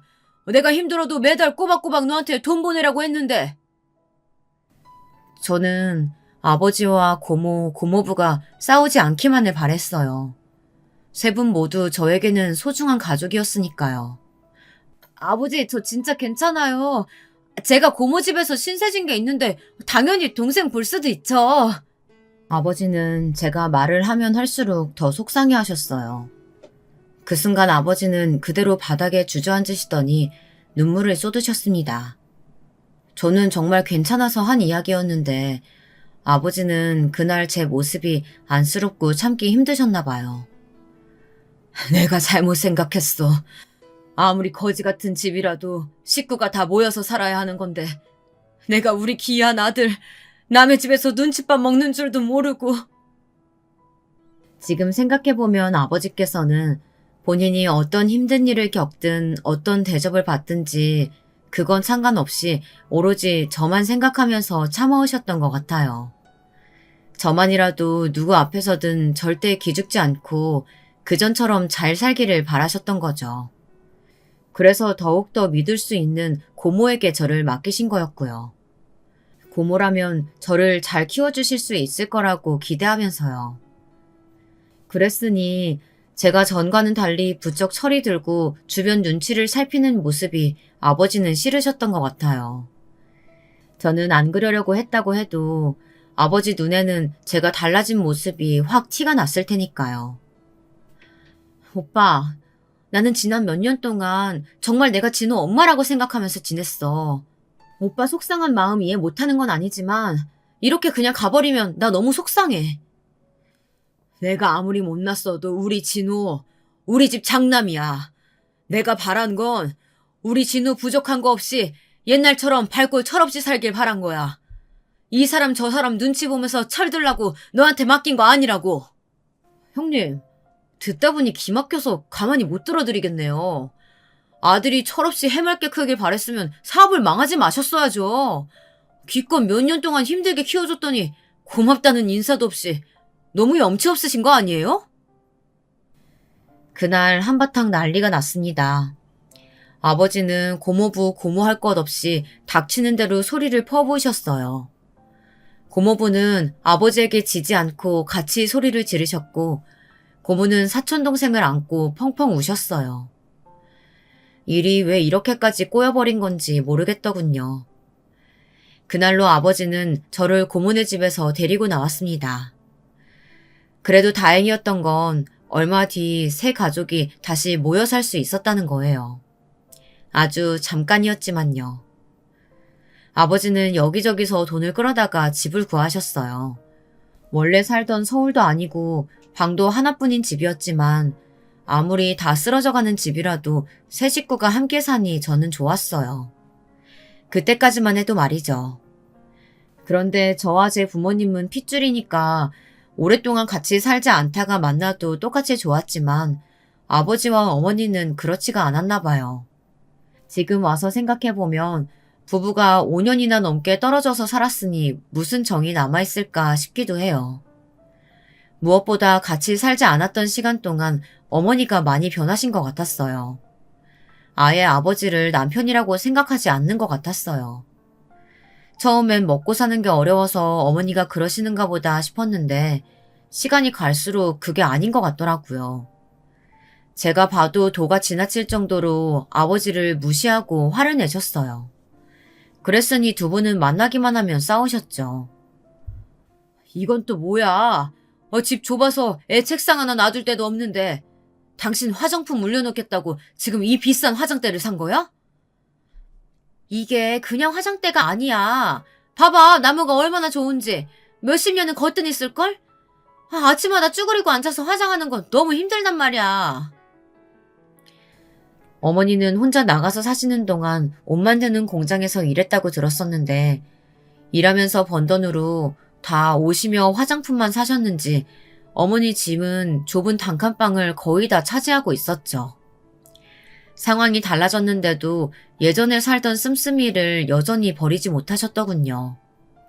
툭하면 우리 형편에 맞지 않는 물건이나 브랜드의 옷 같은 걸 사셨어요. 그럴 때마다 아버지는 화를 내셨고요. 하루라도 빨리 돈 모아서 이사 갈 생각을 해야지. 자꾸 물건만 사드리면 되겠어? 으이구, 쪼잔하기는. 당신 배포가 그거밖에 안 되니까 사업이 망한 거야. 이거 몇 푼이나 한다고 잔소리야. 그렇게 이사 가고 싶으면 당신이 나가서 도둑질이라도 해오던지. 제가 보기에는 아버지가 어떻게든 처자식과 먹고 살려고 악착같이 사시는 것 같아 보였는데 어머니 눈에는 그게 보이지 않았나 봐요. 아니면 지난 5년 동안 가족들이 다 뿔뿔이 떨어져 살면서 고생한 게 아버지 탓이라고 생각해서 어머니는 아버지가 미웠는지도 모르겠습니다. 아버지가 어머니에 대해 훨씬 더 많은 걸 참고 계신지도 모르고 말이죠. 너는 배포가 커서 지금까지 나한테 말 한마디도 안 하고 내가 내 동생한테 보내주려고 한 생활비 중간에서 다 꿀꺽꿀꺽 도둑질했냐? 저는 너무 놀랐습니다. 알고 보니 아버지가 고모에게 생활비를 보내라고 한 게 사실이었어요. 아버지가 매달 어머니에게 돈을 붙여주면서 어머니가 번 돈과 합쳐서 생활비를 보내라고 하셨대요. 그런데 어머니께서 중간에서 돈만 받아 챙기고 고모에게 생활비를 한 번도 안 보내신 거죠. 아버지는 나름대로 가정을 유지하기 위해 지금까지 이야기하지 않고 참고 계셨던 거예요. 그게 어떻게 도둑질이야? 내 남편 돈 내가 받아서 쓰는 건데. 엄연히 당신이 번 돈이면 내 생활비지. 그걸 왜 당신 동생한테 보내? 어머니가 철이 없다는 건 저도 진작에 알고야 있었지만 이 정도인 줄은 몰랐습니다. 어머니는 제가 고모댁에서 그렇게 오랫동안 신세를 졌는데 전혀 제 걱정이 되지 않았나 봐요. 그러지 않고서야 어떻게 자식을 맡겨놓고 고모나 고모부에게 주는 생활비를 아까워할 수 있었겠어요. 저는 그 자리에서는 말하지는 않았지만 어머니에 대한 생각이 많이 변했어요. 실망했습니다. 정말 자기밖에 모르는 사람이구나 싶어서요. 한 번은 이런 일도 있었어요. 저는 고등학교 3년 내내 전교 1등을 했어요. 집안의 보탬이 되고 싶어 쉬지 않고 아르바이트를 하면서도 학업을 놓치지 않기 위해 노력했거든요. 그런 제가 안쓰러우셨던 아버지는 제 생일을 맞아 오랜만에 외식하자고 하셨어요. 그리고 제게 꿈이 뭐냐고 물으시길래 의사가 되고 싶다고 말했습니다. 그런데 그 순간 어머니가 콧방귀를 뀌셨어요. 의사? 너는 전교 1등이라면서 그렇게 머리가 나빠서 어떡하니? 우리 형편의 의대를 어떻게 가? 애 앞에서 왜 초를 치고 난리야? 내가 우리 아들 무슨 수를 써서라도 의대 보낼 거니까 그런 걱정은 하지도 마. 제가 공부를 아무리 잘해도 아르바이트를 해서 돈을 벌어와도 이미 부모님의 사이는 틀어질 대로 틀어져 있었어요. 이미 균열이 생길 대로 생겼으니 언젠가 깨질지도 모른다고 저는 항상 생각하고 있었습니다. 생각보다 우려했던 일이 빠르게 찾아왔습니다. 저는 어머니와 아버지의 사이가 좋아지길 바랬어요. 그래서 어머니에게 잘하려고 노력했습니다. 제가 어머니에게 잘하면 잘할수록 어머니도 저를 봐서라도 아버지와 잘 지내려고 하시지 않을까 하는 기대가 있었거든요. 하지만 제가 너무 어리고 순진했던 거죠. 어머니는 제가 생각한 것보다 훨씬 더 책임감이라고는 없는 사람이었어요. 어머니가 대형 사고를 쳤어요. 그날의 기억은 제게 너무도 생생했습니다. 날씨며 제 옷차림이 어땠는지까지도 정확하게 기억하고 있어요. 어머니는 옷 만드는 작은 미싱 공장에서 일하셨어요.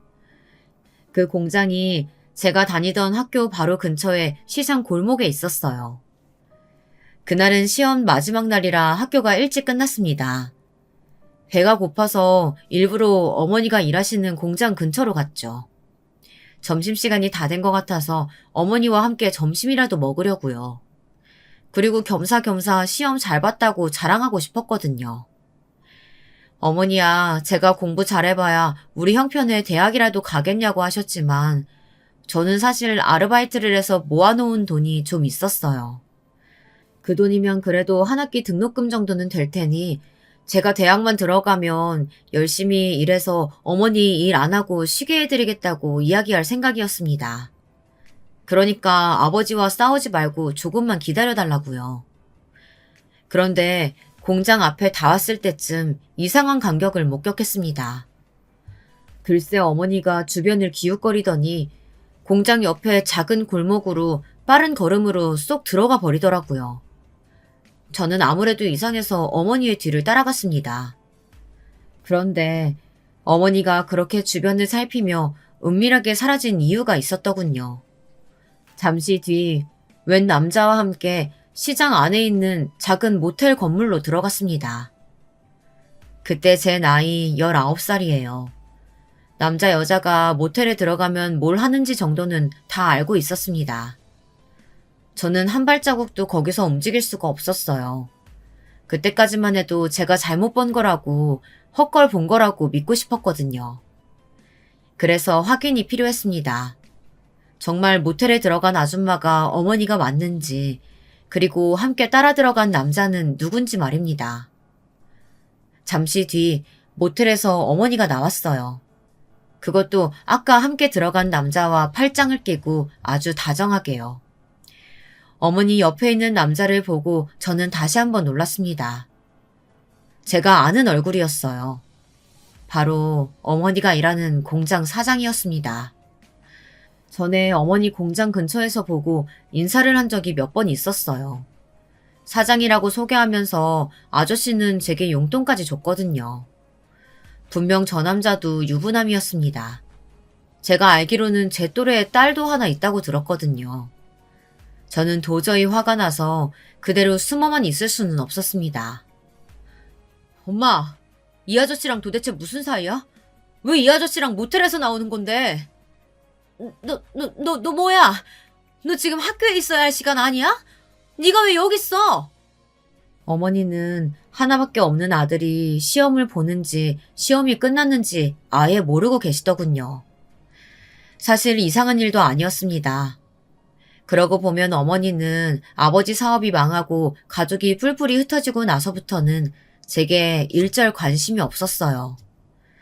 세 식구가 같이 살게 되고 나서도 제게 따뜻한 밥상 한 번 차려준 적도 없으니까요. 오히려 저는 어머니가 차려준 밥보다 고모가 차려준 집밥을 먹은 일이 훨씬 더 많았던 것 같아요. 헛소리 하지 말고 사실대로 말하라니까? 아버지 두고 지금 이 남자랑 바람 피운 거냐고! 저는 어머니 앞에서는 절대 울고 싶지 않아 눈물을 꾹꾹 삼켰습니다. 하지만 끓어오르는 울분은 참을 수가 없더군요. 저는 아버지 얼굴이 자꾸만 떠오르면서 아버지가 너무 불쌍했어요. 지금까지 평생 처자식 먹여 살리겠다고 고생만 하시는 우리 아버지요. 아버지가 이 더운 땡볕 아래서 일하고 계시는 동안 어머니는 매일 저 재수없는 공장 사장, 아니 상간남과 만나면서 바람을 피우고 있었던 거예요. 제 어머니라는 사람은 저보다도 개념이 없었어요. 아들한테 이렇게 치욕스러운 모습을 들켜놓고도 뻔뻔하기만 했습니다. 내가 너희 아버지 사업 망하고 나서 얼마나 쪽팔리게 살았는지 알아? 지금까지 나한테 사모님 하면서 알랑방귀 뀌던 옆에 애들이 너희 아버지 때문에 빚 좀 졌다고 나를 얼마나 개무시하는데. 그래서 사람들한테 무시 좀 당했다고 바람 피웠다는 거야? 그게 말이 돼?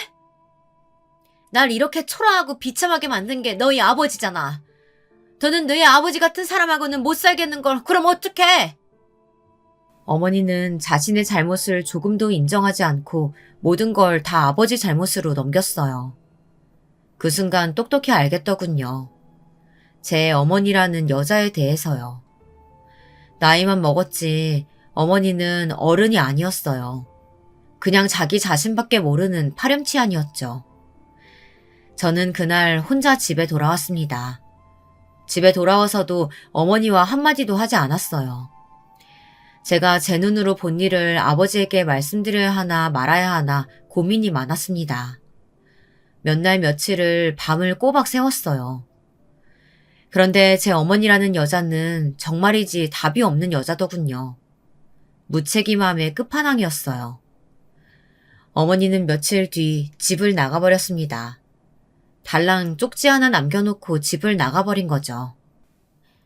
아들, 너에게 이런 모습 보인 건 미안해. 모텔 앞에서 본 엄마의 모습은 잊어.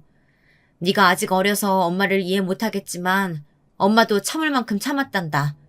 더는 네 아버지랑은 못 살겠어. 엄마는 엄마 행복 찾아서 떠나는 거니까 아들도 행복하게 살아. 더 기가 막혔던 건 자식까지 버리고 상간남하고 도망간다는 여자가 제 통장까지 들고 도망갔다는 겁니다. 믿어지세요? 새엄마도 아니고 친엄마라는 사람이 어린 아들이 아르바이트해서 모아놓은 대학 등록금을 가지고 도망가다녀. 그것도 수능이 몇 달 남지도 않았는데 말이죠. 저는 그 쪽지를 본 순간 그나마 남아있던 정남이도 뚝 떨어졌습니다.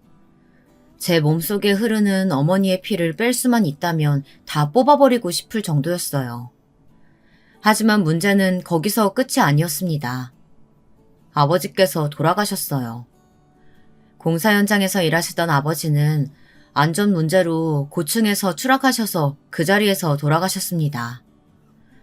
더운 날씨에 매일 밖에서 일하시면서 몸이 많이 지치기도 하셨겠지만 아마 집을 나간 어머니 때문에 신경 쓰느라 스트레스도 많으셨을 거예요. 아버지는 어머니의 불륜 사실을 상상도 못하고 계셨으니까요. 아버지의 죽음은 제 인생의 가장 큰 시련이었어요. 아버지의 사업 실패도 고모 집에서의 생활도, 그리고 모텔 앞에서 어머니를 봤던 바로 그 순간까지도 다 참고 버텨냈는데 아버지의 죽음만은 도저히 견디기 힘들었어요. 이대로 제 인생이 끝났다 싶을 정도로요. 저는 평생 회복이 되지 않을 아픔이라는 게 있다는 걸 그때 처음 알았습니다.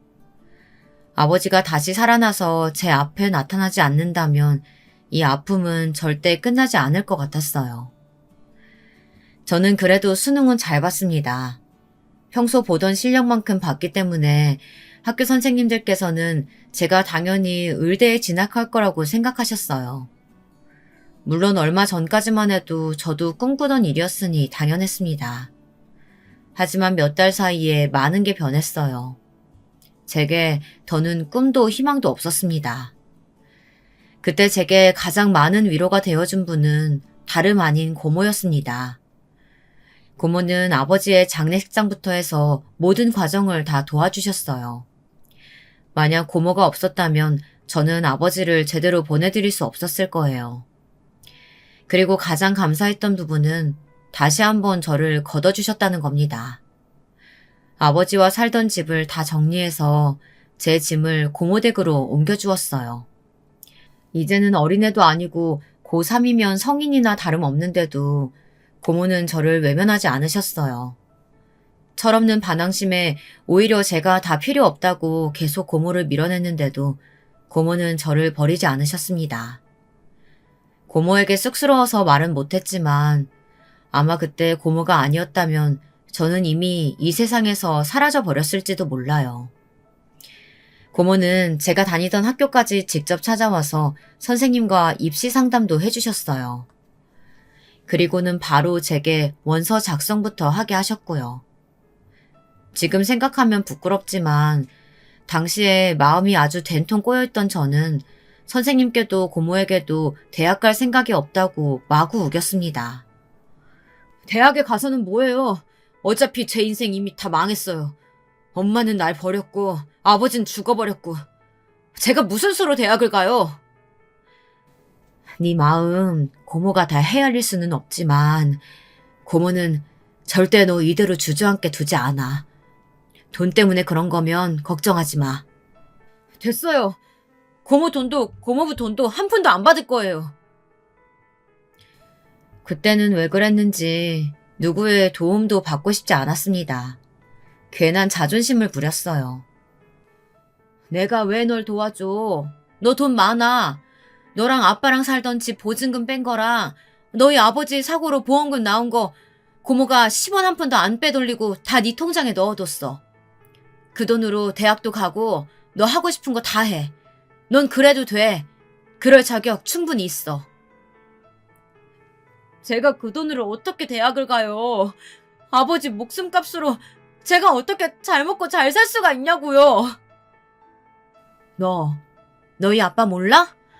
너희 아버지 너만 보고 평생 산 사람이야. 지금도 하늘에서도 너 훌륭한 의사 돼서 남들 앞에서 떵떵거리며 살기만 바라고 있을 거라고. 고모 말이 다 맞았습니다. 이러고 주저앉아서 페인처럼 있어봐야 달라질 건 없었어요. 나를 버리고 아버지를 죽게 만든 어머니라는 여자는 이 순간에도 잘 먹고 잘 살고 있을 텐데 제가 제 인생을 포기하는 건 너무 억울한 일이었습니다. 저는 의사가 됐어요. 아버지 목숨값으로 받은 보험금으로 공부해서 지금은 사람 살리는 외과 의사가 되었습니다. 공부도 공부고 돈도 돈이었지만 몇 년 동안 제 곁에서 고모가 고생을 많이 하셨어요. 혼자 살 수 있다고 하는 저를 끌어다 데리고 사시면서 매일 밥 해주고 빨래 해주시면서 살뜰히 돌봐주셨습니다. 고모는 아무래도 제가 혼자 있으면 나쁜 생각이라도 할까봐 걱정되셨던 것 같아요. 너 의사 됐다고 이 고모부 모른 척하면 안 된다? 이 고모부가 지금까지 너 눈치 준 게 아니라 다 너 잘 되라고 강하게 키운 거야. 알지? 으이그. 의대 다니는 조카 있어서 딸내미 공짜 과외 시킬 수 있어서 좋다고 한 사람이 입만 살아서는. 고모와 고모부는 여전하셨어요. 티격태격하면서도 서로를 많이 아끼셨죠. 저는 어느새 그 분위기에 자연스레 스며들었습니다. 부모님과는 일찍 헤어졌지만 그래도 고모부와 고모, 사촌 동생까지 제게는 특별한 가족이라고 생각했어요. 그렇게 저는 저를 위해주는 사람들을 위해 지난 슬픔은 모두 잊고 행복해지기 위해 노력했습니다. 20대 시절에는 내내 제 끔찍한 과거에서 벗어나기 위해 쉬지 않고 공부만 했습니다. 안 그러면 어머니를 향한 원망으로 견딜 수 없을 정도로 힘들었거든요. 덕분에 아주 훌륭한 의사가 되긴 했습니다. 의사가 된 이후로는 조금 더 안정적인 삶을 위해 처음 말씀드렸던 것처럼 좋은 여자를 만나 화목한 가정을 꾸리고 행복해지고 싶었습니다. 고모처럼 다정하고 가정밖에 모르는 여자를 만나고 싶었어요. 제가 그런 이야기를 할 때마다 고모는 굉장히 부끄러워하셨습니다. 에이, 우리 조카는 나보다 훨씬 더 좋은 여자 만나야지. 우리 조카는 충분히 그럴 자격 있어.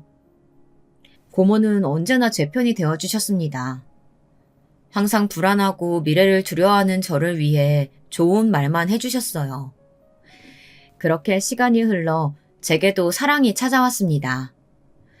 여자친구는 제가 일하던 병원에 내원했던 환자였어요. 저를 보고 첫눈에 반했다면서 먼저 말을 걸며 적극적으로 다가왔습니다. 저는 살다 그런 여자는 처음 봤어요. 자기 마음을 얼마나 솔직하게 잘 이야기하는지, 평생 마음을 드러낼지 모르고 숨기기만 하며 살아온 저와는 전혀 다른 사람이었습니다. 제게 언제나 솔직하게 좋다고 표현해주는 여자친구의 모습에 끌렸던 것 같아요. 운명에 이끌리듯 연애를 시작했지만 사실 그때까지도 전 사랑을 잘 몰랐어요. 저는 사랑을 믿지 못했거든요. 그럴 수밖에 없었던 게 저를 낳아준 친엄마도 저를 버렸는데 과연 누가 날 진심으로 사랑해줄 수 있을까 하는 의심이 자꾸만 들었어요. 좋아도 잘 표현하지 못하는 제게 여자친구는 더 적극적으로 다가왔습니다. 사귀자는 고백도 결혼하자는 프로포즈도 먼저 했어요. 저는 그때까지도 반신반의했습니다. 이렇게 저를 사랑해주는 여자라면 가정을 꾸려도 잘 살 수 있겠지 싶다가도 정말 나 같은 사람을 평생 사랑해줄까? 이런 의문도 들었거든요. 그런데 여자친구에 대한 확신이 드는 일이 있었습니다. 고모가 갑자기 교통사고를 당해서 응급실로 실려오셨어요. 많이 다쳐서 급하게 수술을 받으셨죠. 그 순간 모두가 정신이 없었어요. 고모부도 사촌동생도 다 너무 놀라서 아무것도 못하고 우왕좌왕하고 있었죠. 심지어 저는 의사인데도 고모가 쓰러졌다는 소리를 들었을 때 너무 무섭더라고요. 고모마저 제 곁을 떠난다고 생각하면 저는 정말 이 세상을 살아갈 자신이 없었거든요. 그때 내내 제 곁에서 힘이 되어준 게 여자친구였어요. 병원에도 자주 와서 식구들과 저를 위로했어요. 사촌 동생에게도 큰 힘이 되어주었고요.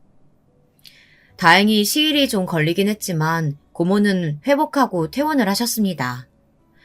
그때 저는 여자친구에 대한 마음에 확신을 얻었어요. 이 여자친구라면 앞으로 힘든 일이 있어도 잘 헤쳐나갈 수 있겠구나 싶더라고요. 저는 여자친구의 프로포즈를 받아들이고 결혼하기로 했습니다. 그래서 여자친구네 집에 먼저 결혼 허락을 받으러 가기로 했어요. 그런데 여자친구는 부모님께 인사 가기로 한 날 약속 시간보다 몇 시간이나 늦게 나타났어요. 연락도 안 되고요. 저는 그 몇 시간 동안 얼마나 마음 졸이고 있었는지 모릅니다. 그런데 여자친구가 제게 하지 못한 말이 있답니다. 자기 부모님이 사실은 재혼하신 거라네요.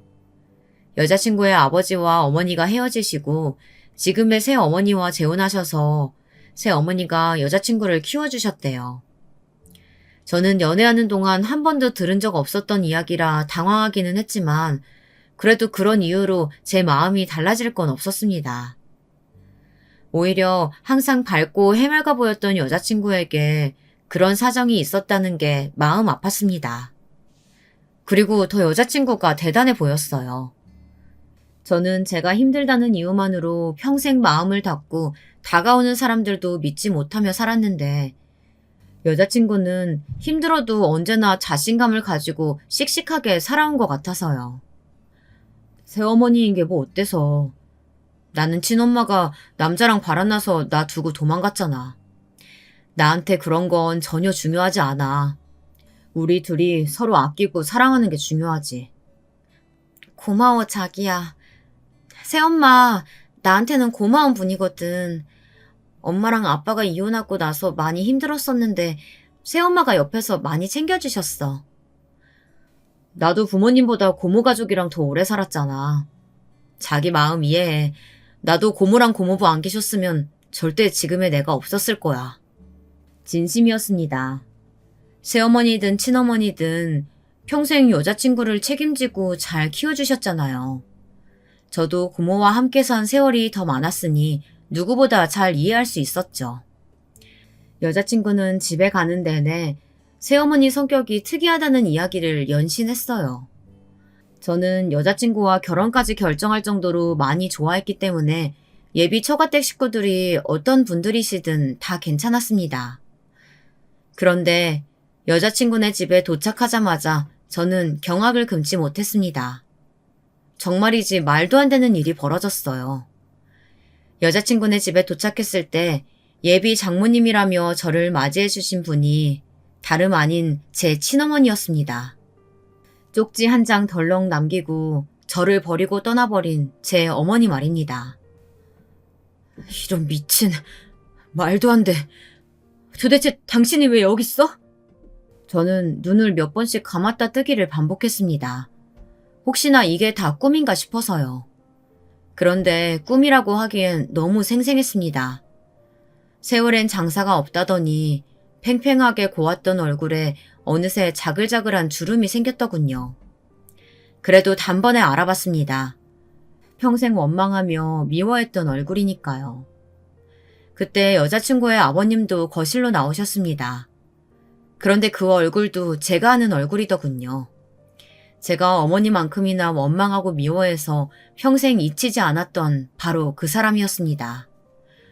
바로 19살의 여름날 시끄러웠던 시장통 골목 안 모텔 앞에서 보았던 바로 그 남자였어요. 어머니가 다녔던 공장 사장 말이죠. 수아 아버지가 당신이었어? 어머니 성격에 상간남과 집을 나갔어도 얼마 살지 못하고 헤어졌을 줄 알았는데 의외였습니다. 어머니는 저와 아버지를 버리고 상간남과 집을 나가서 살림까지 차리고 지금까지 아주 잘 살았나 보더군요. 자기야, 그게 무슨 소리야? 우리 엄마랑 아빠한테 왜 그래? 네가 엄마라고 부르는 바로 저 여자가 날 버리고 집 나갔던 바로 내 친어머니야. 제 말에 여자친구는 너무 놀라서 어쩔 줄 몰라 했습니다. 저는 예비 장인 장모라는 사람들을 보자마자 순식간에 여자친구에 대한 마음이 식어버리고 말았습니다. 여자친구가 저와 아버지를 시궁창에 쳐넣은 사람들이 키운 딸이었다는 사실에 저는 온몸에 소름이 돋는 것만 같았어요. 제 마음을 아는지 모르는지 여자친구는 제 팔을 잡으며 눈물을 보였습니다. 자신의 잘못도 아닌데 무작정 미안하다고 했어요. 그 모습에 저도 모르게 잠시 마음이 흔들렸습니다. 이 상황이 전부 여자친구와는 상관없는 일이니까요. 하지만 그것도 잠시 예비 장인의 행동에 모든 마음이 싹 정리되고 말았습니다. 예비 장인은 자기가 한 잘못은 새하얗게 잊었는지 제게 성큼성큼 다가와 제 어깨를 세게 밀쳤습니다. 네가 뭔데 내 딸을 울려? 내가 네 엄마 뺏어왔다고 생각해서 일어나 본데 네 아버지가 얼마나 한심하고 못난 인간이었으면 마누라가 도망갔겠어. 네 엄마가 가엾고 불쌍해서 내가 걷어준 거라고. 정말 기가 막히고 코가 막혔습니다. 이제 보니 둘 다 똑같은 게 아주 천생연분이 따로 없더군요. 우리 아버지가 못나서 저 여자가 도망갔다고? 말도 안 되는 소리 하지 마. 당신하고 바람나서 자식까지 버리고 도망간 거잖아. 당신 딸도 알아? 당신이 마누라 두고 저 여자랑 바람나서 이혼한 거. 그게 무슨 말이야? 아빠랑 새엄마가 바람나서 엄마랑 이혼한 거였어? 나한테는 그런 소리 한 적 없었잖아. 엄마랑 아빠가 이혼하고 나서 새엄마랑 만난 거라며. 여자친구는 부모님이 이혼하시고 나서 새엄마를 만나 재혼한 것으로 알고 있었어요. 하지만 진실은 언젠가 드러나게 되어 있었죠. 아무리 숨기려고 해도 소용이 없었습니다. 제가 제 두 눈으로 똑똑히 다 봤는걸요. 저 두 사람이 서로 가정이 있는 상태로 만나 바람을 피웠다는 사실을 말이죠. 이젠 다 상관없었습니다. 그 어떤 일이 있어도 저런 집안하고는 엮일 수 없으니까요. 인연이라는 게 참 거지 같네. 죽을 때까지 다시는 보고 싶지 않았던 얼굴을 다 보게 되고. 결혼은 당연히 없던 일로 하죠. 저는 이만 가보겠습니다. 자기야, 제발 이러지 마. 내가 자기 얼마나 사랑하는 줄 알잖아. 저는 파혼 선언을 하고 집을 나와버렸어요. 그 더러운 집구석에는 잠시도 있고 싶지 않았으니까요. 그런데 여자친구는 집 밖까지 쫓아나왔어요. 저는 마음을 굳게 먹고 외면했습니다. 그때였어요. 제 어머니라는 여자도 따라 나오더군요. 어머, 아들.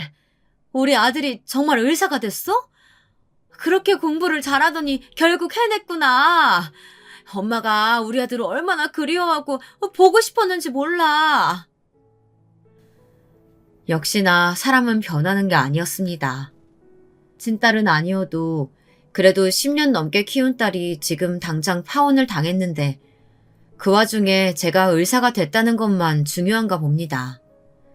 저에게 가증스러운 얼굴로 다가온 어머니는 갑자기 제 손을 부여잡더군요. 네 아버지는 잘 있지? 명색이 아들이 의사인데 아직도 그렇게 지질궁상으로 살아? 내가 요즘 들어 꿈자리에 네 얼굴이 자꾸 보이더니만 이렇게 만나려고 했나 보다. 저는 어머니의 얼굴을 자세히 들여다봤습니다. 혹시 다른 사람보다 피부가 아주 두꺼운 건 아닌가 싶어서요. 표정 하나 안 바뀌고 아버지를 들먹이는 모습에 어떻게 저런 뻔뻔한 인간이 있나 싶더군요. 저는 그 길로 어머니라는 여자에게 달려들어 뺨을 세게 올려붙였습니다. 아버지의 목까지 담아 짝 소리가 날 정도로 세게 때렸습니다. 염치가 없어도 분수가 있지. 당신이 어디서 아버지 얘기를 꺼내. 아버지, 당신 때문에 죽었어. 당신이 그렇게 집 나가고 바로 돌아가셨다고. 어머, 그래? 엄마는 몰랐네. 근데 아들, 사실은 엄마도 죽다 살았어. 바로 얼마 전에 유방암에 걸려서 아주 고생했잖아. 그때 엄마가 얼마나 무서웠는데 우리 아들 얼굴도 못 보고 죽는 줄 알았다니까? 우리 아들이 의사인 줄 알았으면 내가 진작에 우리 아들 찾아갔을 텐데. 하긴 이제라도 만난 게 어디야. 그러고 보니 여자친구에게 들은 적이 있었어요. 어머니께서 전에 유방암 1기 진단을 받아 수술을 받으셨다는 이야기를요. 그게 나랑 무슨 상관이에요? 이제 와서 내가 의사라니까 아쉬워요? 근데 어쩌죠? 난 당신이랑 부모 자식 연 끊은 지 오랜데. 핏줄이라는 게 어디 그렇게 쉽게 끊어지니? 옛날 일은 있고 우리 이제 얼굴도 자주 보고 종종 만나자. 엄마 때문에 나 지금 파혼당하게 생겼는데 그게 지금 내 앞에서 할 말이야? 아니 이게 어디서 엄마한테 소리를 질러? 너야말로 쪽팔린 줄 알아야지. 네가 남자 하나 확 휘어잡지 못하니까 이런 일 가지고 남자가 파혼하겠다고 하는 거 아니야? 나 봐라. 네 아버지가 나 좋다고 조강지처까지 버리고 왔잖니. 보면 볼수록 이런 막장이 또 없었습니다. 제 어머니라는 여자는 애초에 부끄러움이라는 걸 모르고 태어난 것만 같았죠. 제 눈으로 직접 보고도 뭐 저런 인간이 있나 싶더군요.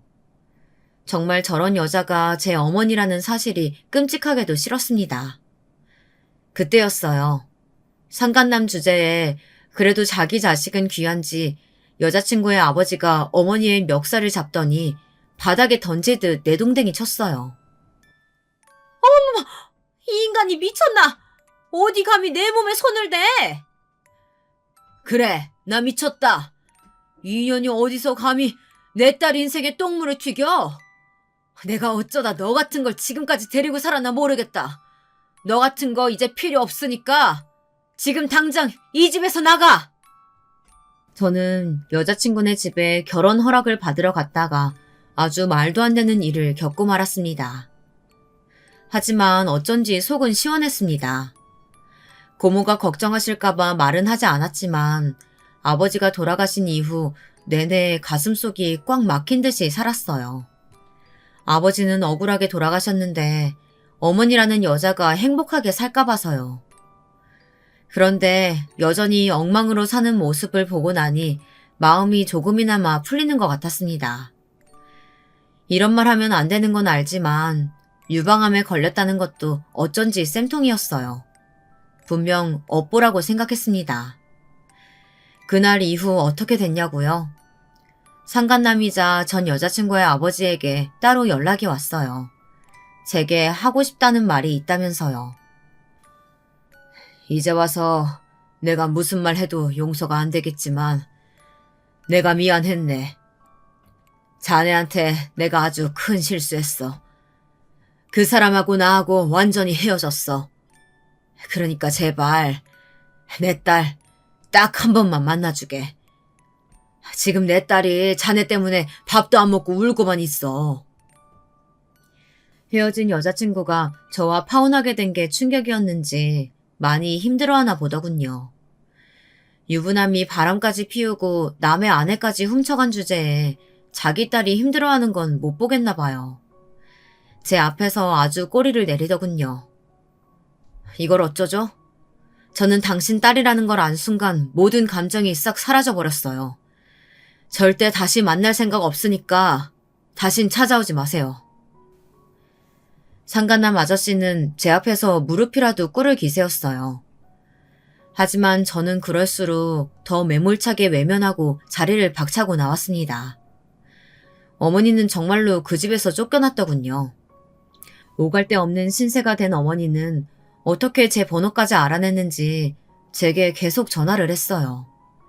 제가 전화를 받지 않자 근무하는 병원까지 찾아왔더군요. 아들, 엄마 아직도 항암 치료 받는 중이라 스트레스 받으면 안 돼. 명색이 아들이 의사인데 엄마가 이렇게 집도 없이 떠돌아다니면 되겠어? 너 집 어디야? 엄마가 거기서 좀 살아야겠다. 웃기고 있네. 당신 호적도 다 파서 그 상간남한테 갔잖아. 난 당신이랑 이제 아무 사이도 아니니까 다신 찾아오지 마.